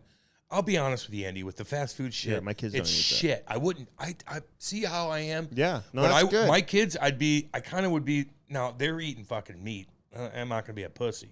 But the fast food shit, like once in a while, they'll do that. But not all the fucking. Oh, let's just go to McDonald's. I'm not doing that. I don't do I'll that. go to Jimmy John's, get a healthy little sub, Yeah. do your shit. Yeah. So, dude, this lady took forever. She was Well, the. that's everywhere, homie. She was like everything. She did the. First of all, I've never even been to a drive-through Jimmy John's. This is like the only one in America that exists. What? She does the drive-through. She's at the window. She's making the sandwiches, dude. She's doing The only everything. drive-thru that exists? She's What are you collecting talking money, then making sandwiches. Yeah, because no one wants to work. Do you not get that? Go to a gas station. Go to even QT, which is called Quick Trip in Missouri, which is like, Casey's out east or south or whatever it is. Like, they're supposed to be like, you make good money there. I asked it's her. all No one's hiring. We drive Or through no all one's- of Georgia, right? Yeah. We drove through. Went to a farm. Actually, got off at a peach farm. They had an animal farm there too. Forgot the name of it. Look it up. It's an animal farm. It's a peach farm. It's everything there. They've got sunflower fields. Yeah. What about it? It's a population of 3,000 people. I drove through all over Georgia looking for peaches. And this is the farm that we chose, and it was a great decision, and I'm glad we went there. But the Jimmy John's, which was in Georgia, I said to the lady, I go, what's the name of the town we're in? She said, I don't know. Oh, jeez. She made your sandwich? Oh, fuck. And she made our sandwich. Yeah, That's how hungry we were. I don't know. She said, I don't know. I was like, oh, my God. Okay. I don't know about that, homie. I like to know where we're at. So, anyway, that's the story. We'll do another trip for you. Yeah, it's party time. Let's go enjoy 4th of July. We're going to go enjoy it. And then, of course, I'll have lots of news and information coming out of my trip to Canada. Hopefully, it's not going to be one of these situations like a Ryan Whitney or whatever where you get stuck there and there's a lot of horror stories. You might not. I don't know. You're fine now. If you had to go this weekend, I don't know. Dude. It's Delta. It's not Air Canada, so there's a difference. Yeah, Delta sucks too. You don't know all that. They all suck. Southwest is But looking okay. forward to getting through the draft, and who do you think's going to go first? No, I have no fuck. I don't even care about these kids right the now. Czech kid. I don't care. Is there an Ovechkin? No. Is there a Crowd? No. Shane Wright. He's been hyped. And that's fine. For Just do it the last few years. You got to do it. Just do it first. Mm-hmm. Do it first, and then I'll be like, damn, Isn't you're it fucking amazing? good. Like Crosby, McDavid, these guys who had so much hype, and then they absolutely lived up to it. Yeah, it happens. And there's just like Alexander Daigle, all that hype. He didn't live up to it. No, he did not. There's a lot Remember of guys he that said no one remembers second. Yeah, Pronger went yeah. second. He was a weirdo though. Like he had like a parade or something for him. what? After he was drafted, they had like a parade for him. Oh, he was a goofball. Then he was too cocky, and then he's We just might a have to little get his guy. ass on. That's what I want. Get him on. Alexander Day. Yeah, he started modeling or something. An actor. Yeah. We Get him have, on. We have something in common. But he's kind of a He and goofball. I. I heard. We'll get him on. All right. Hope you enjoyed Kelly McCrimmon. Again, like I said, the Dadanoff situation, couldn't really dive into it. Yeah. I'll explain later. And the brother thing, I just was kind of like, I don't know. I know. Yeah, But I wanted listen, to, we but- wish Vegas the very best Yeah. this season. We'll see how they do. They got the whole Eichel thing going on for a complete year this year, and we'll see how it goes, man. They've got the goaltending question marks. You know, what do you do with Robin Lehner? He didn't really want to dive into the Lehner situation. You know, that seems tricky. stressful, but Oh, shit. he did kind of throw Peter DeBoer under the bus. He said that's who Peter wanted. I know. So he made a decision. That's who Peter wanted. That was on Peter, Okay. who's now the head coach of the Dallas Stars. Yeah, no shit. All right. Happy 4th of July to everybody. Love all you guys, military, everybody. We love all you Canadians, Brits, just barbecue, enjoy competitors. yourself. We love all you the guys. hot dog eating contest. The women folk, we love you. 23% women folk. Andy thinks it's because of him, and that's fine. He does have a good smile, but we love all y'all too. and they love me too. Just don't run the show. Don't run your husband's show too much where there's so much on his plate. Yeah, Just help out the husband once in a while. Cam, That's it. the hot dog eating contest. I don't play that game. Oh, dude, that Joey Goofy. Chestnut. This is goofy. Who watches that? Not That's the me. most disgusting. It's disturbingly gross, and your like sphincter must be fucked. Oh my Your god. intestines. I would do must some be fucked. veggie hot dogs. No. Is there a veggie hot dog Can you get competition? nerdier? Is there any way for you to get nerdier? Is there a Come veggie on. hot dog competition? I don't know. I don't want you to be in a But they competition with dip that. their buns in water, dude. Yeah, because it goes. Honestly, I may throw up right here. That's like what drug addicts do. To be honest with you, Is it? because I'll explain. I didn't see any of that in No, Chattanooga. I'll or explain anything. what. Or if Eastern you're a cokehead Kentucky. or you're What kind on- of drugs do you think they're doing in Eastern Kentucky? I told you meth and painkillers, homie. Oh, yes. God. So anyway, if you're on meth and painkillers, you're not hungry. You're on coke, you're not hungry.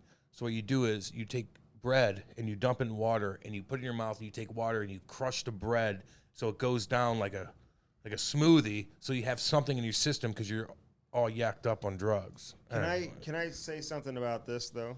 Mm-hmm. Andy. By the way, get your Waggle on. Yeah, babe. .com. Get that Waggle golf shirt and get it today. Dude, this goalie from the Flyers organization who... Oh, yeah, what happened to him? The Russian? Yeah. What do you do? Domestic? Well, like he was like dodging the draft. Oh, I thought you meant domestic. No, what did he get in trouble for? Dodging the draft. In Russia? Yeah. But I hear this is my sources, what they're saying. Because no one really knows exactly what happened. He's a goaltender in the Flyers organization. Ivan Fedotov. Fedotov? Yeah. Fedotov. How do you think it's pronounced? I don't know. Fedotov? I don't know. So apparently he's being detained in Russia. He's accused of evading military service. But people who really know this over there in the Russian laws and who have experience with hockey players, you know what they tell me? What? That he must have done something to piss off Russian officials. Oh, yeah. Because apparently the KHL team that owns his rights is CSKA, right? Or SKA. SKA, yeah. I think it's CSKA. I don't know. So some listen, all these teams over there in Russia and the KHL, they all have like relationships with the military and whatever. Of course. But some have more than others. I hear his team that has his rights in the KHL has strong ties to the military. And he either pissed off the team, said something, did something, whatever, because Russian officials typically, if you are a student, if you are an aspiring or a established athlete, they're not capturing you, and being like, oh, you're evading the draft, and they're like detaining you and arresting you. You have to do something to kind of piss somebody off, typically, for something like this to go down. So that's the information that I'm getting. And apparently his personality is more like a Ilya Bryzgalov. He's a little bit out there, apparently. You know Bryzgalov? Remember we had him on the show? Yeah. Hey, go and listen to his interview when we had Bryzgalov. We talked about UFOs and everything. It was very, very interesting. That was a COVID interview. Yeah. COVID. So check that out, man. We're thinking Ivan Fedotov. Yeah, I'll dig into that a little more. I feel bad for that Brittany Grinders. Russia's fucked, dude. Just remember when it's 4th of July. She only had like 2 cartridges? Yeah, dude. It's ridiculous. But I would say, what do you think about Brittany? What kind feel of bad for her. She's 6'9", dude, on those little ass beds. Dude, I know. No, she's like on a bed for like a person who's like 5'5". She's getting tortured, Andy. No, she's getting fucking. It's a torture chamber in that fucking place. Do you think if something happened to me over at Russia, I could call like Tarasenko or something and be like, fuck no. Can you help me out? But he doesn't know shit. You don't think? Fuck no. He ain't that big. Nope. So Clem, you'd have to talk to Slava Tisa. Yeah. Or So Clem Kostin is back over in Russia. Specific to Blues players, Pavel Buchnevich is also over there. I know it's being reported that just one player from the Blues organization is over there, but Buchnevich is there too. Buchnevich already has his visa and everything squared away. Kostin has to get his visa squared. I think if you're trying to get your visa squared away right now, I think it makes things difficult. Oh, I bet. If you already have your visa and everything, I don't think there's any reason for fans or teams to really fear whether or not their player can get back over here. It's shady, man. It's a shady situation. Just remember, if you stay... But you wonder if Kostin's going to go back to Russia anyway. I don't know. And play. I mean, I don't think he wants to play in the American League, Fuck that. Maybe he makes the team next year. There's more money in Russia, but I wouldn't trust it, although the ruble's doing pretty well right now. It's very weird, and we don't need to get into it, but very weird how that works. Do you like the Fiala trade to L.A.? Yeah, LA's going to be okay, man. They got young kids on the team. Yeah. They're going to be all right. Apparently they had some interest in DeBrincat as well. I think the asking price from Chicago for DeBrincat is bigger than the asking price for Fiala, just like the asking price from Calgary for Matthew Tkachuk. If you're going to see Tkachuk get traded, and the asking price is certainly going to be higher than what L.A. got or Minnesota got for Fiala from L.A. Yeah, I like that Fiala, man. He had 83 points. They got the first-round pick and whatever. Listen, Minnesota can't afford it. Fiala didn't do much in the playoffs, I will say that. Yeah, but he's a good Minnesota player, can't afford to pay him. No, I know. They're fucked with this Parisian fucking Suter debacle. Oh, my God. Fucking Jesus Christ. Let's get both these $100 million guys. I mean, come on. I know. They didn't do shit. I know. They weren't going to. All right. Cam Strick Podcast, 4th of July edition, brought to you by Hair Club, hairclub.com, 800-279-7878. Go to Hair Club today. The 3 R's, replace, regrow, and restore. Yeah, man. Your hair. Yep, be confident. confident. You got to do the back. Thanks, Andy. I know. Thank you. I know. You've done the front. It looks I know. I got the back. Fucking thing. But you wear a hat like every day. You don't want to. Yeah, but I don't want to. I know. Well, you got. I don't want to. You got to take your own advice, dude. You got to have confidence. I don't have any confidence. I told you. I don't have no confidence in my hair. Really? No. Look, I don't give a shit anymore, man. Listen, I'm in a part. I got You're a lovely in a good wife. spot. I'm making potato salad today. I'm gonna drop I make that people off laugh. for Listen, you. all you gotta do is if you make your girl laugh, you're gonna be okay. You're just gonna be okay. You can't let yourself be 300 fucking pounds, but if you have a little bald spot in the back of your head, your wife should love you no matter what. 300 pounds? If you become obese and you're like, well, my wife don't care what. No, she does. Just like if your wife is 300 pounds, you're going to be like, what the fuck is this? It's not fair. But if you have a bald spot, there is something you could do, but she should still love you. Don't fat shame people and stuff like that. If your wife was 300 pounds, you'd be like, what the fuck is going on? You'd be like, this isn't fair to me. Just like if you were 300 pounds and you let yourself go, what if your it's wife from, would like, be, no, working your out? wife would be like, what the fuck is going on? This is not fair to me. Unless it's zero carb life. You know what I you're mean putting by that. on. I'm just saying. You can't be like, my girl loves me no matter what. I got you. Well, you better make a lot of Car money. Shield, baby. CarShield.com, 800-857-2481. Use that promo code CAM, which is very embarrassing. But it'll save you money, so go ahead and do it. Bellman.com. They've got that Chrysler Pacifica. I may have to come out with my own line.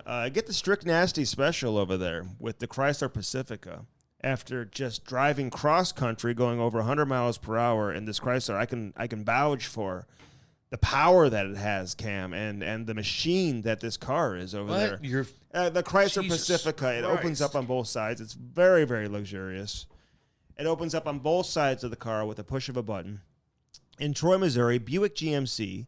And then on the other side, you got the Chrysler Dodge Jeep Ram. So it's all good, man, all good. Over there with Bellman and Bellman.com. Mars Blade. And get those new roller blades. Get them today. And, of course, get your waggleon.com, baby. Get those Waggle golf shirts and show them off to us.